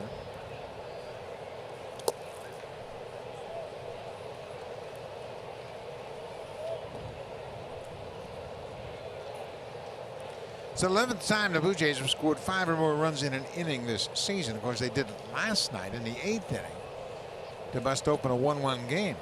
They still trail by 2. Boy, Pillar protects that outside corner. That call on the shortstop really messes up Mike Fultonavich's line tonight. He was cruising right along. One hitter coming into this inning. Right now, he is charged with 5 earned runs in 6 2/3 innings. Yeah, the ball in question was Melee's ribber to shortstop. Pilar bounces it to Albies, the second baseman. He throws him out. That'll end the inning, but what an inning it has been for the Blue Jays. They scored 5 runs on 5 hits, 2 home runs capped off by Devin Travis's grand slam. His 3rd career grand slam home run comes against Mike Foltynewicz. The slider up in the zone, and he hit it to the opposite field. It's a brand new ball game.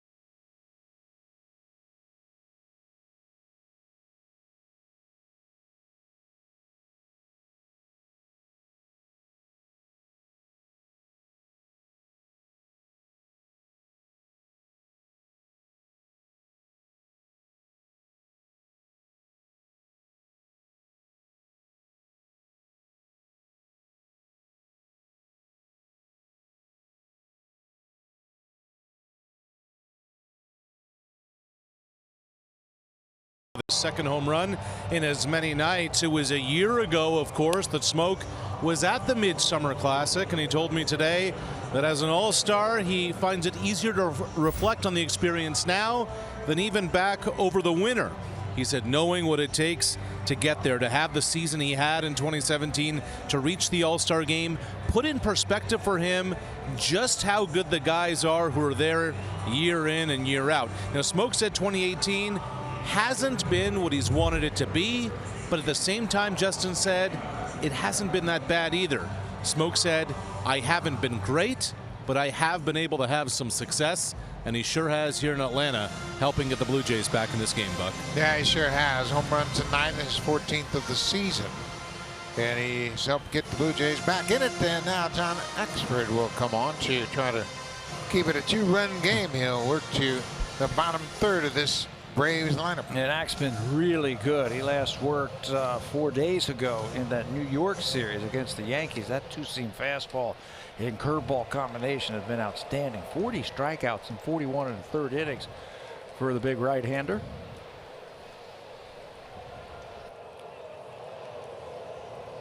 Ronald Acuna Jr. had a double his last time up. His first hit of this series. Kevin Pillar stays in the ball game and takes over in center field. With that, Randall Grichuk moves from center to right. Curtis Granderson is out of the game.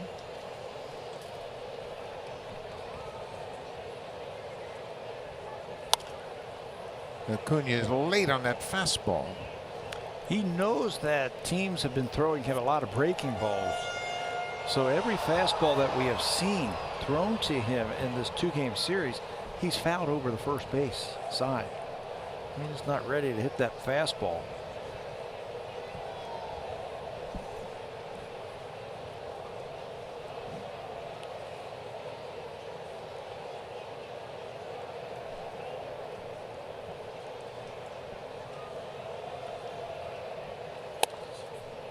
Fastball upstairs.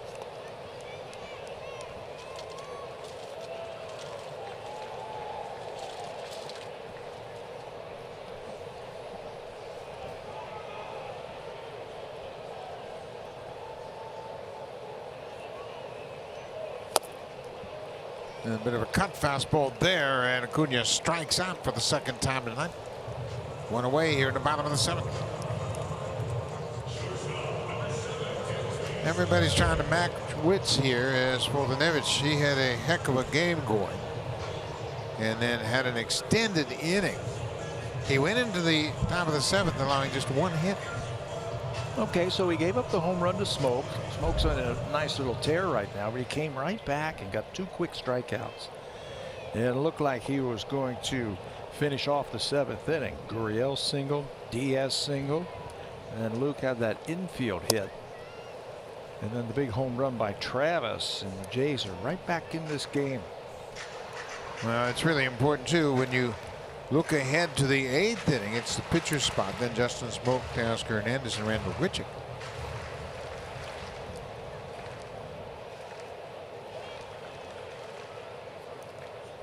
Dansby Swanson.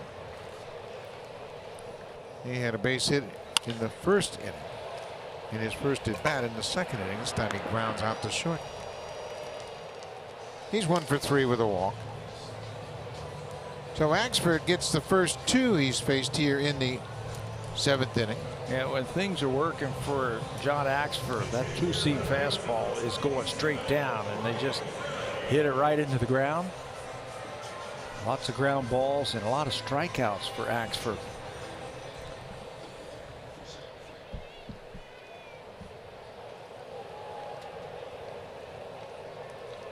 Ryan Flaherty pinch hitting in the pitcher's spot. Sam Freeman came in and closed out the Blue Jays in the 7th. So Flaherty, for a second straight night, gets a pinch hitting opportunity. He pinch hit in the 7th inning and grounded out last night.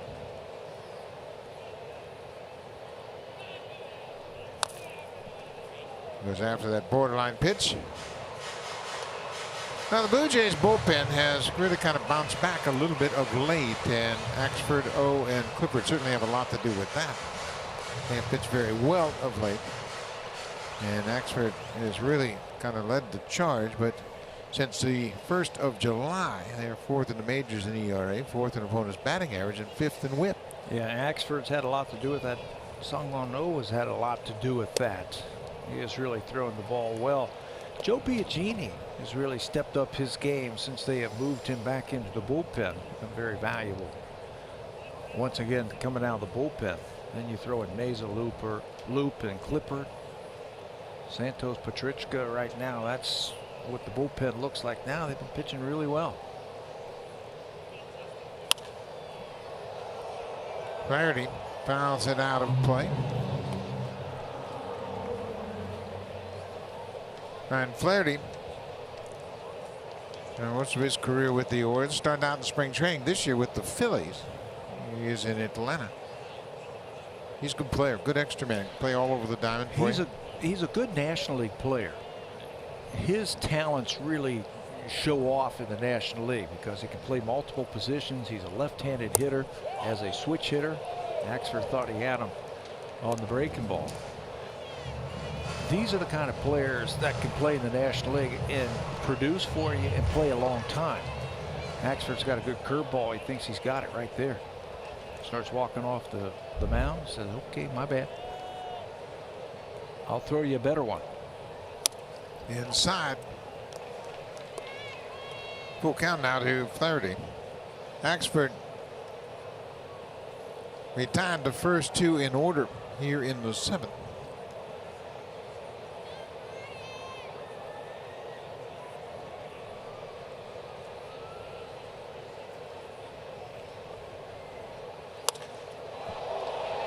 Right field, and Grichuk is there, and Axford has a 1-2-3 inning. So he gives up a shutdown inning, and now when we come back, it'll be the pitcher's spot, then Justin Smoke and Teoscar Hernandez. So you can expect to see a pinch hitters. The Blue Jays are trying to get back in this game. They trail by 2.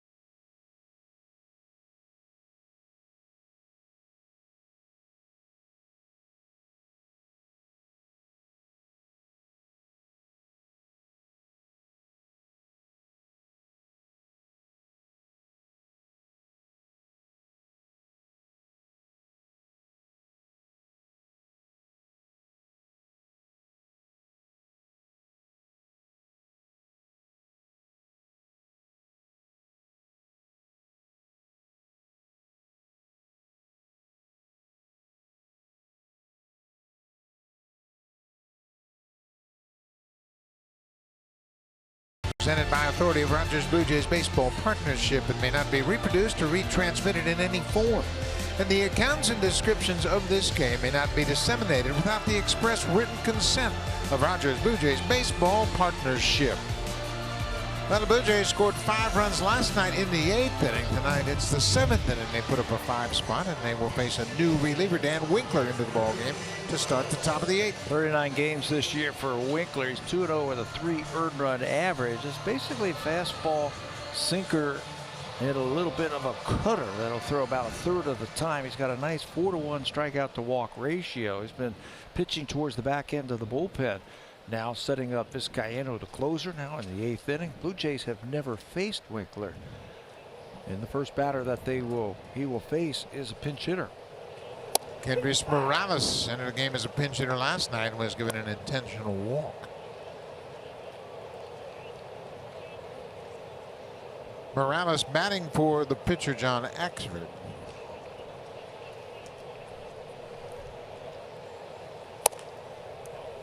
Ball on a strike. Smoke is on deck, and then Oscar Hernandez. Big inning for the Blue Jays, trying to get right back in it with the meat of their order.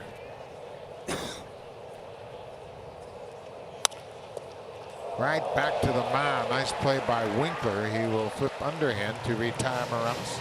Well, if he didn't catch it, the shortstop was going to catch it. Winkler's got a little bit of an unorthodox delivery. It makes it tougher to hit or pick up that breaking ball and that cutter. Here's the shortstop, Swanson, right behind him. You see, he was going to catch it, but it finds its way into the glove for the first out.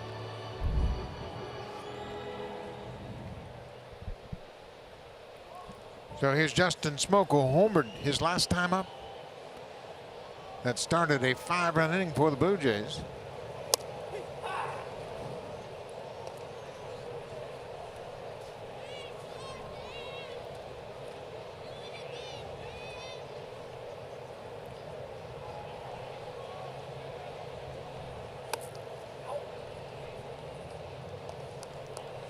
Smoke drove in the first Blue Jay run of the game last night with a home run in the 3rd. And that would stand up until the 6th inning when Atlanta scored a run to tie it. Well, he's in a groove right now, and if you're the Braves, you got to be happy that he doesn't represent the tying run. The way that he has been swinging and driving in runs, got a chance to drive in 50 runs before the All-Star break.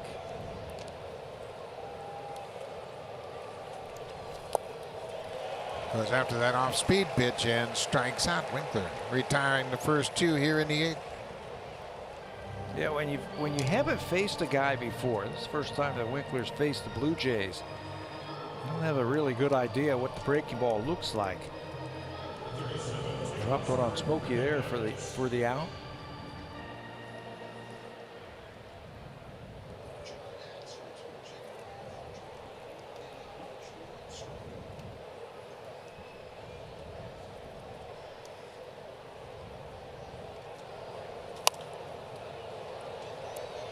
Oscar Hernandez, in the cleanup spot, is 0 for 3 with a couple of strikeouts so far.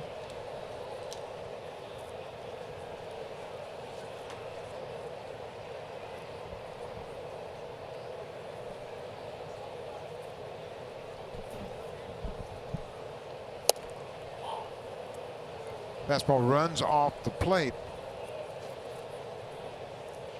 Axford with a very good inning of work. Trying to decide an order with a strikeout.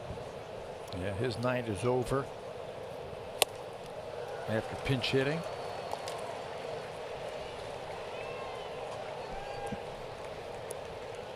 Aaron Loop loosening up for the Blue Jays.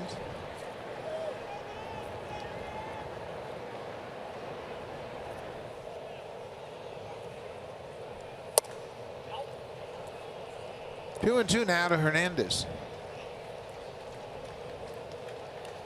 Sam Freeman got the final out of the 7th inning.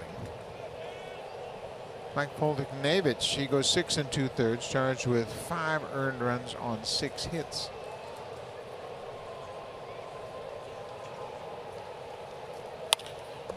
Base hit for Hernandez. Comes with 2 strikes.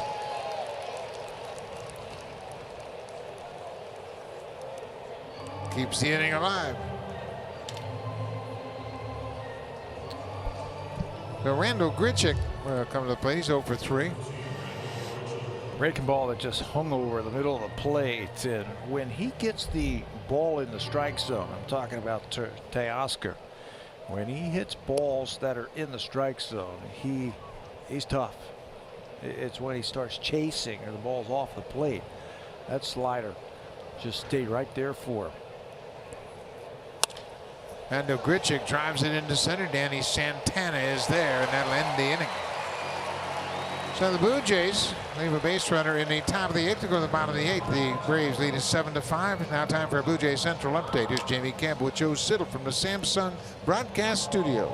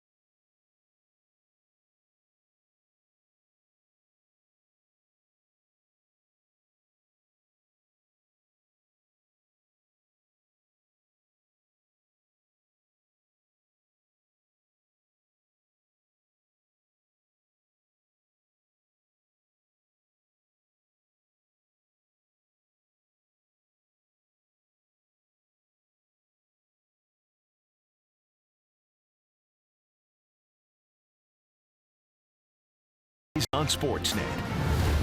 Presented by Honda. The Honda Checkered Flag event is back. Hurry in to grab the Civic that matches your game.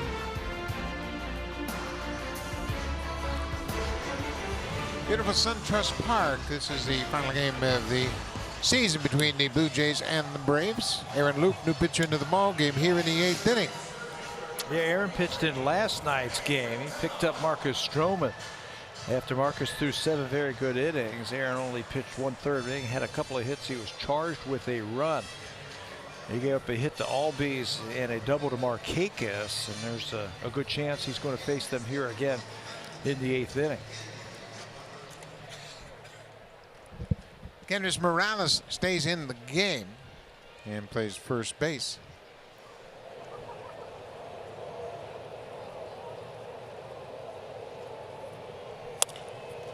First pitch swinging is Danny Santana. He hits it into center. Pilar has to hustle it in. Santana's headed for second, and he'll get there. Boy, that is a hustle dough. A big hit to start the inning for Santana. He wasn't wasting any time. He got the first pitch he liked from Aaron Loop, and I told you he's a very aggressive swinger. Pilar is shading him to right field. The ball looked like it bounced back towards Pilar, and he had a chance to throw him out, but Santana was thinking double all the way, right out of the box. He can run. Remember when he was with Minnesota, he's very quick. And he made that a double all by himself with that aggressive slide in second base. Ozzie Albies hit a home run his last time up, takes a big swing and misses. Albies had a base hit to center off Loop last night, a leadoff single in the 8th inning, came around to score.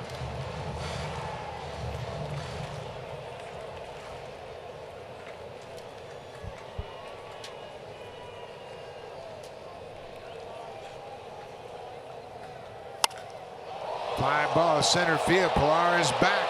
This ball is gone. Dead center for Ozzie Albies. That's his 20th home run of the season. He's got a lot of power for a little guy. That ball jumps off of his bat. He's driven in 4 runs tonight on a sacrifice fly and a couple of home runs. He wasn't trying to move that runner. He was trying to score him from second base. What an exciting young player he is. We had a chance to talk to him before yesterday's ball game, and he's a throwback. Loves to play the game. He's got a special relationship with his infield coach and third base coach, Ron Washington. And Wash says that young man can play. First career multi-home run game for the first-time All-Star, Ozzie Albies.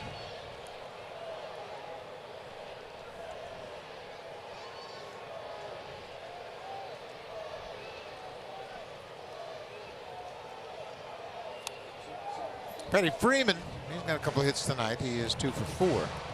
Had an RBI single in the second. That gives him 60 for the season. He and Nick Markakis both have picked up their 60th RBI tonight. With 4 ribbies, Albies has 54.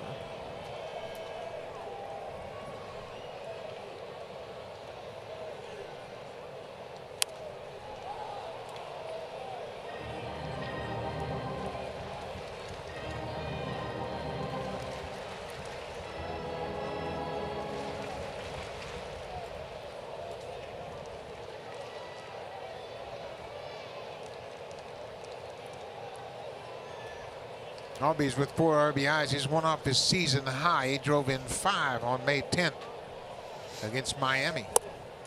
And the only second baseman to have more RBIs than Ozzie Albies in all of baseball, Scooter Gennett. Scooter Gennett has 58 RBIs. Ozzie Albies now has 54. 2 of them on this blast to center field. The exit velocity of 104, right over the 400-foot sign in dead center. Dead center. Yeah, he put a charge into one. He hit to right. He hit it off the chop house in right field over the seats in right. Tell you what, there are some very exciting young, smaller players in baseball right now. With the 2 players in Cleveland come to mind, Ramirez and Lindor. Of course, Jose Altuve, a tremendous player. He's what, 5'8". Yeah, and they're young. Yeah. And it shows you the game of baseball doesn't care what you look like or the size, your speed. I mean, if you can play, you're going to play. You don't have to be 6'9" to be successful. Doesn't matter. And I think the game is really turning back to having athletic players. And everybody that you named, all those players that you named, are all young and athletic. Good two-way players. Two-way players. Offensively, defensively. They can run the bases. They're not going to hurt you with the glove. And they're all going to be at the All-Star game.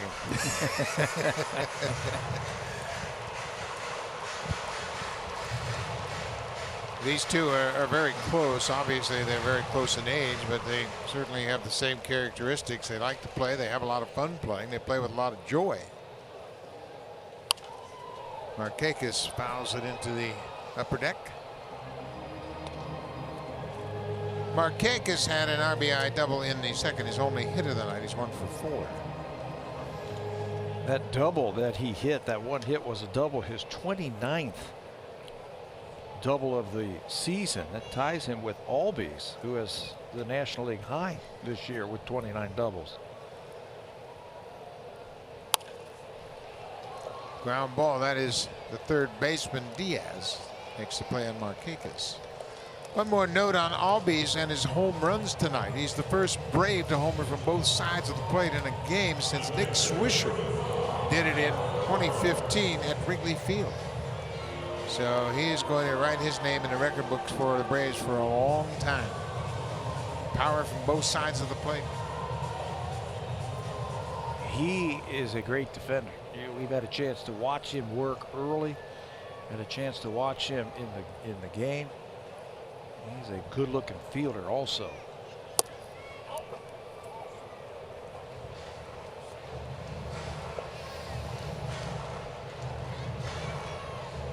Aurelius Vizcaíno.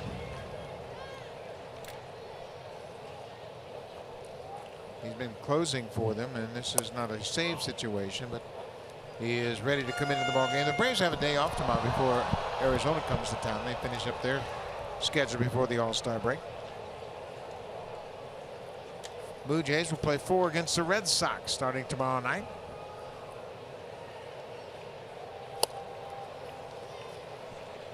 Two balls and a strike to the catcher, Tyler Flowers. Aaron Loop is the 5th relief pitcher to work tonight. Petrichka, Meza, Santos, Axford, and now Loop, all following the starter Sam Gaviglio.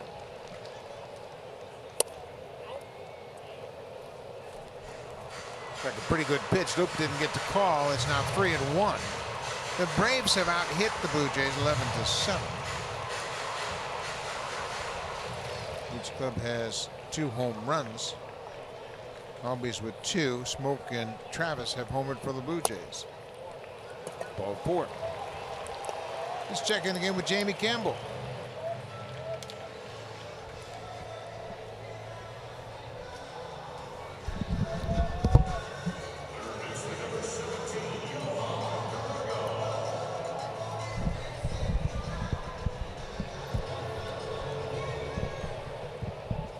Two outs now for Johan Camargo.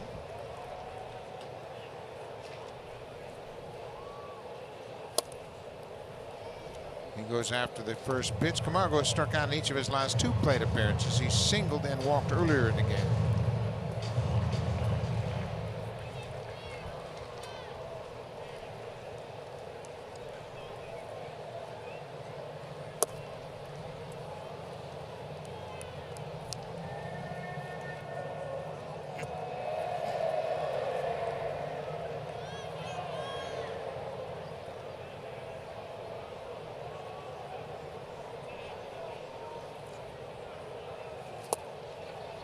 Changeup and a good one. Now it's 1-2. Loop has given up a leadoff double to Santana, who hustled into second to start the inning, and then Ozzie Albies hit a deep home run to straightaway center.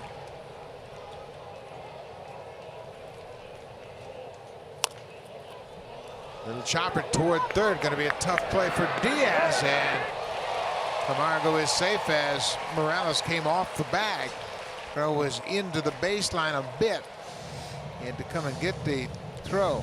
That'll be an infield hit for Camargo, his 2nd hit of the night.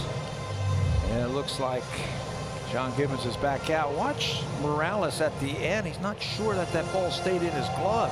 Started looking down the right field line like maybe it glanced off of his glove. That thing starts tailing. And Kendry's looking for it. And oh, there it is in my glove. So Camargo's aboard. John Gibbons will make a pitching change as he's got to go a little deeper into his bullpen. Joe Biagini will come on to try to get the final out here in the bottom of the 8th.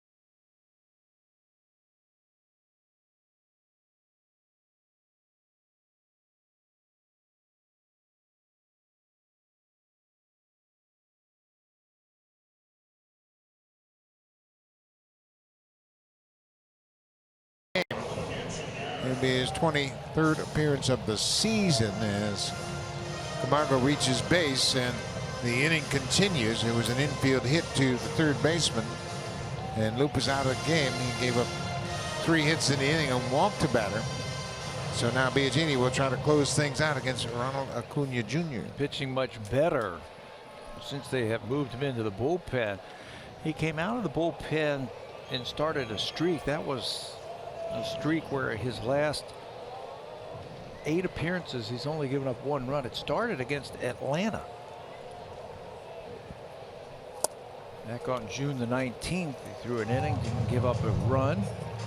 Much better. Fastball, breaking ball combination. Acuna doubled in the 5th, his only hit of the night. He's 1 for 4. Braves now have 12 hits.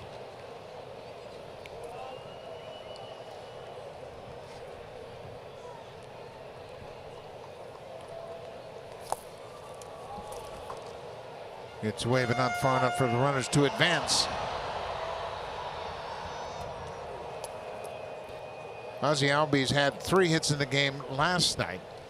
He has 2 homers in the game tonight and a sacrifice fly. Pretty impressive young player. Yeah, you just watch him. Some people are just born to play the game, and you watch them walk out onto a baseball field and the way they take ground balls and the way they move around. They're just naturals. Yeah, I think he's natural. So is this guy at the plate right here. And what are they, 20 and 21 years old? That they are. Popped up. Morales, the first baseman, into foul territory. Biagini will close out the inning. He retires. The only man he faces will go to the 9th. The Braves pick up 2 more runs in the 8th. They lead it 9-5.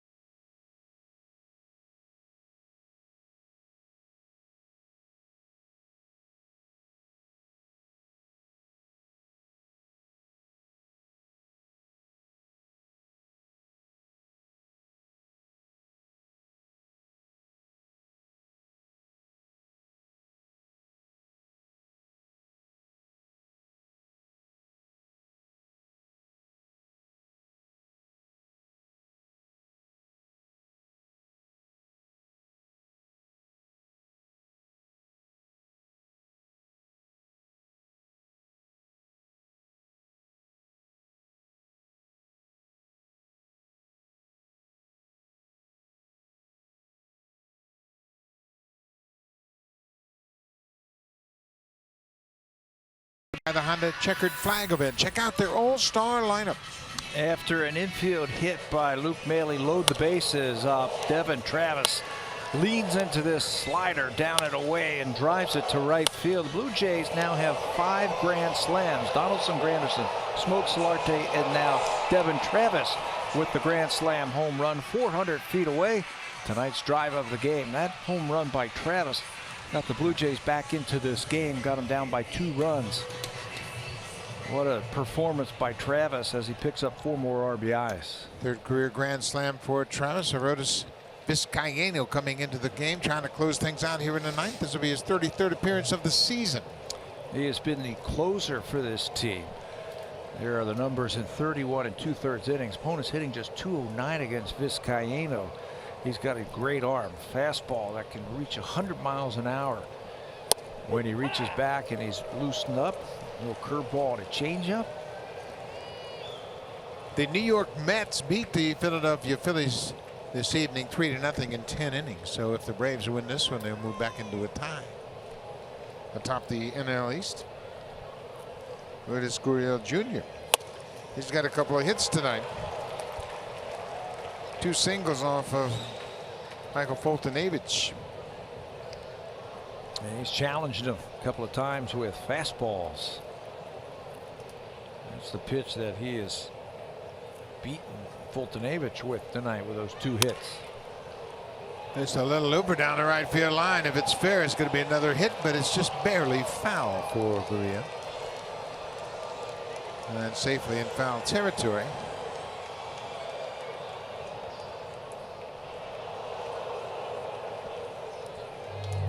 It is close down the right field line. You can see from that replay and the divot that that ball leaves that it's clearly foul.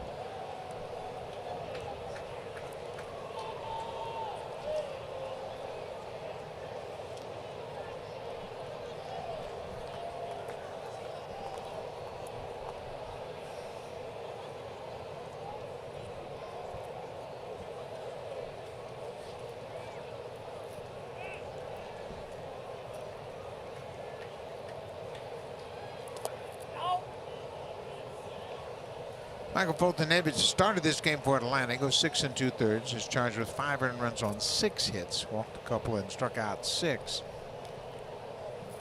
He gave up 2 home runs, both coming in that 7th inning. A solo shot to Justin Smoke and a grand slam to Devin Travis.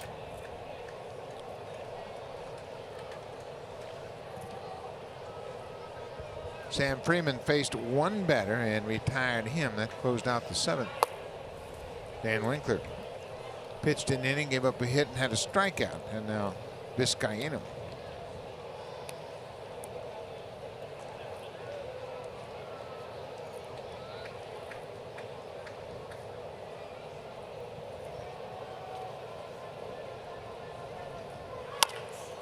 Bouncing ball, big 2 hopper for the 3rd baseman, Camargo. 1 away. Now for a preview of what's coming up on Sportsnet Central. Here's Ivanka Osmak and Eric Thomas.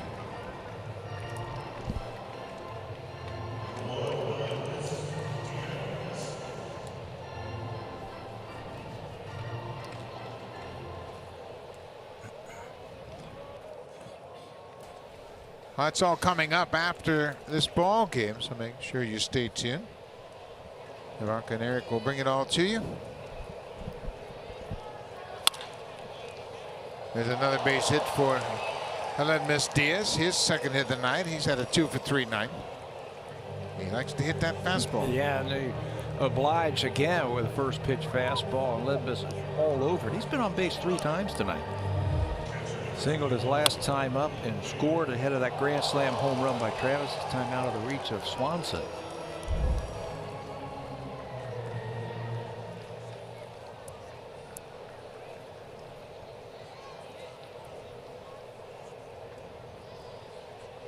Luke made it a catcher. Look at an infield hit in the 7th. 96 for strike 1. Yeah, he's got a good fastball. No question about that. He's also got a pretty decent slider. Working on a 12-inning scoreless streak.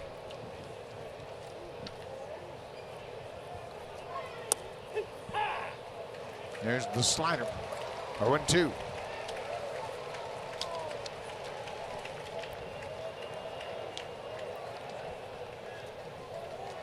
Those 12 scoreless innings coming over 12 appearances. He came off the disabled list. Missed 8 games with a right shoulder inflammation. Bailey is called out on strikes. Looked like another slider. That one backed up. Luke thought it was inside, but not so, says the home plate umpire, Gary Cederstrom. It backs up. He thinks it's going to be inside. They wanted to go down and away, and that one looked like it caught the inside corner. So here's Devin Travis. Devin did not start in this game tonight. Came in as a pinch hitter in the 6th inning and grounded out to 2nd. And then in his next at-bat in the 7th, hit a grand slam home run. Diaz will move to 2nd on defensive indifference. The Braves concede 2nd base.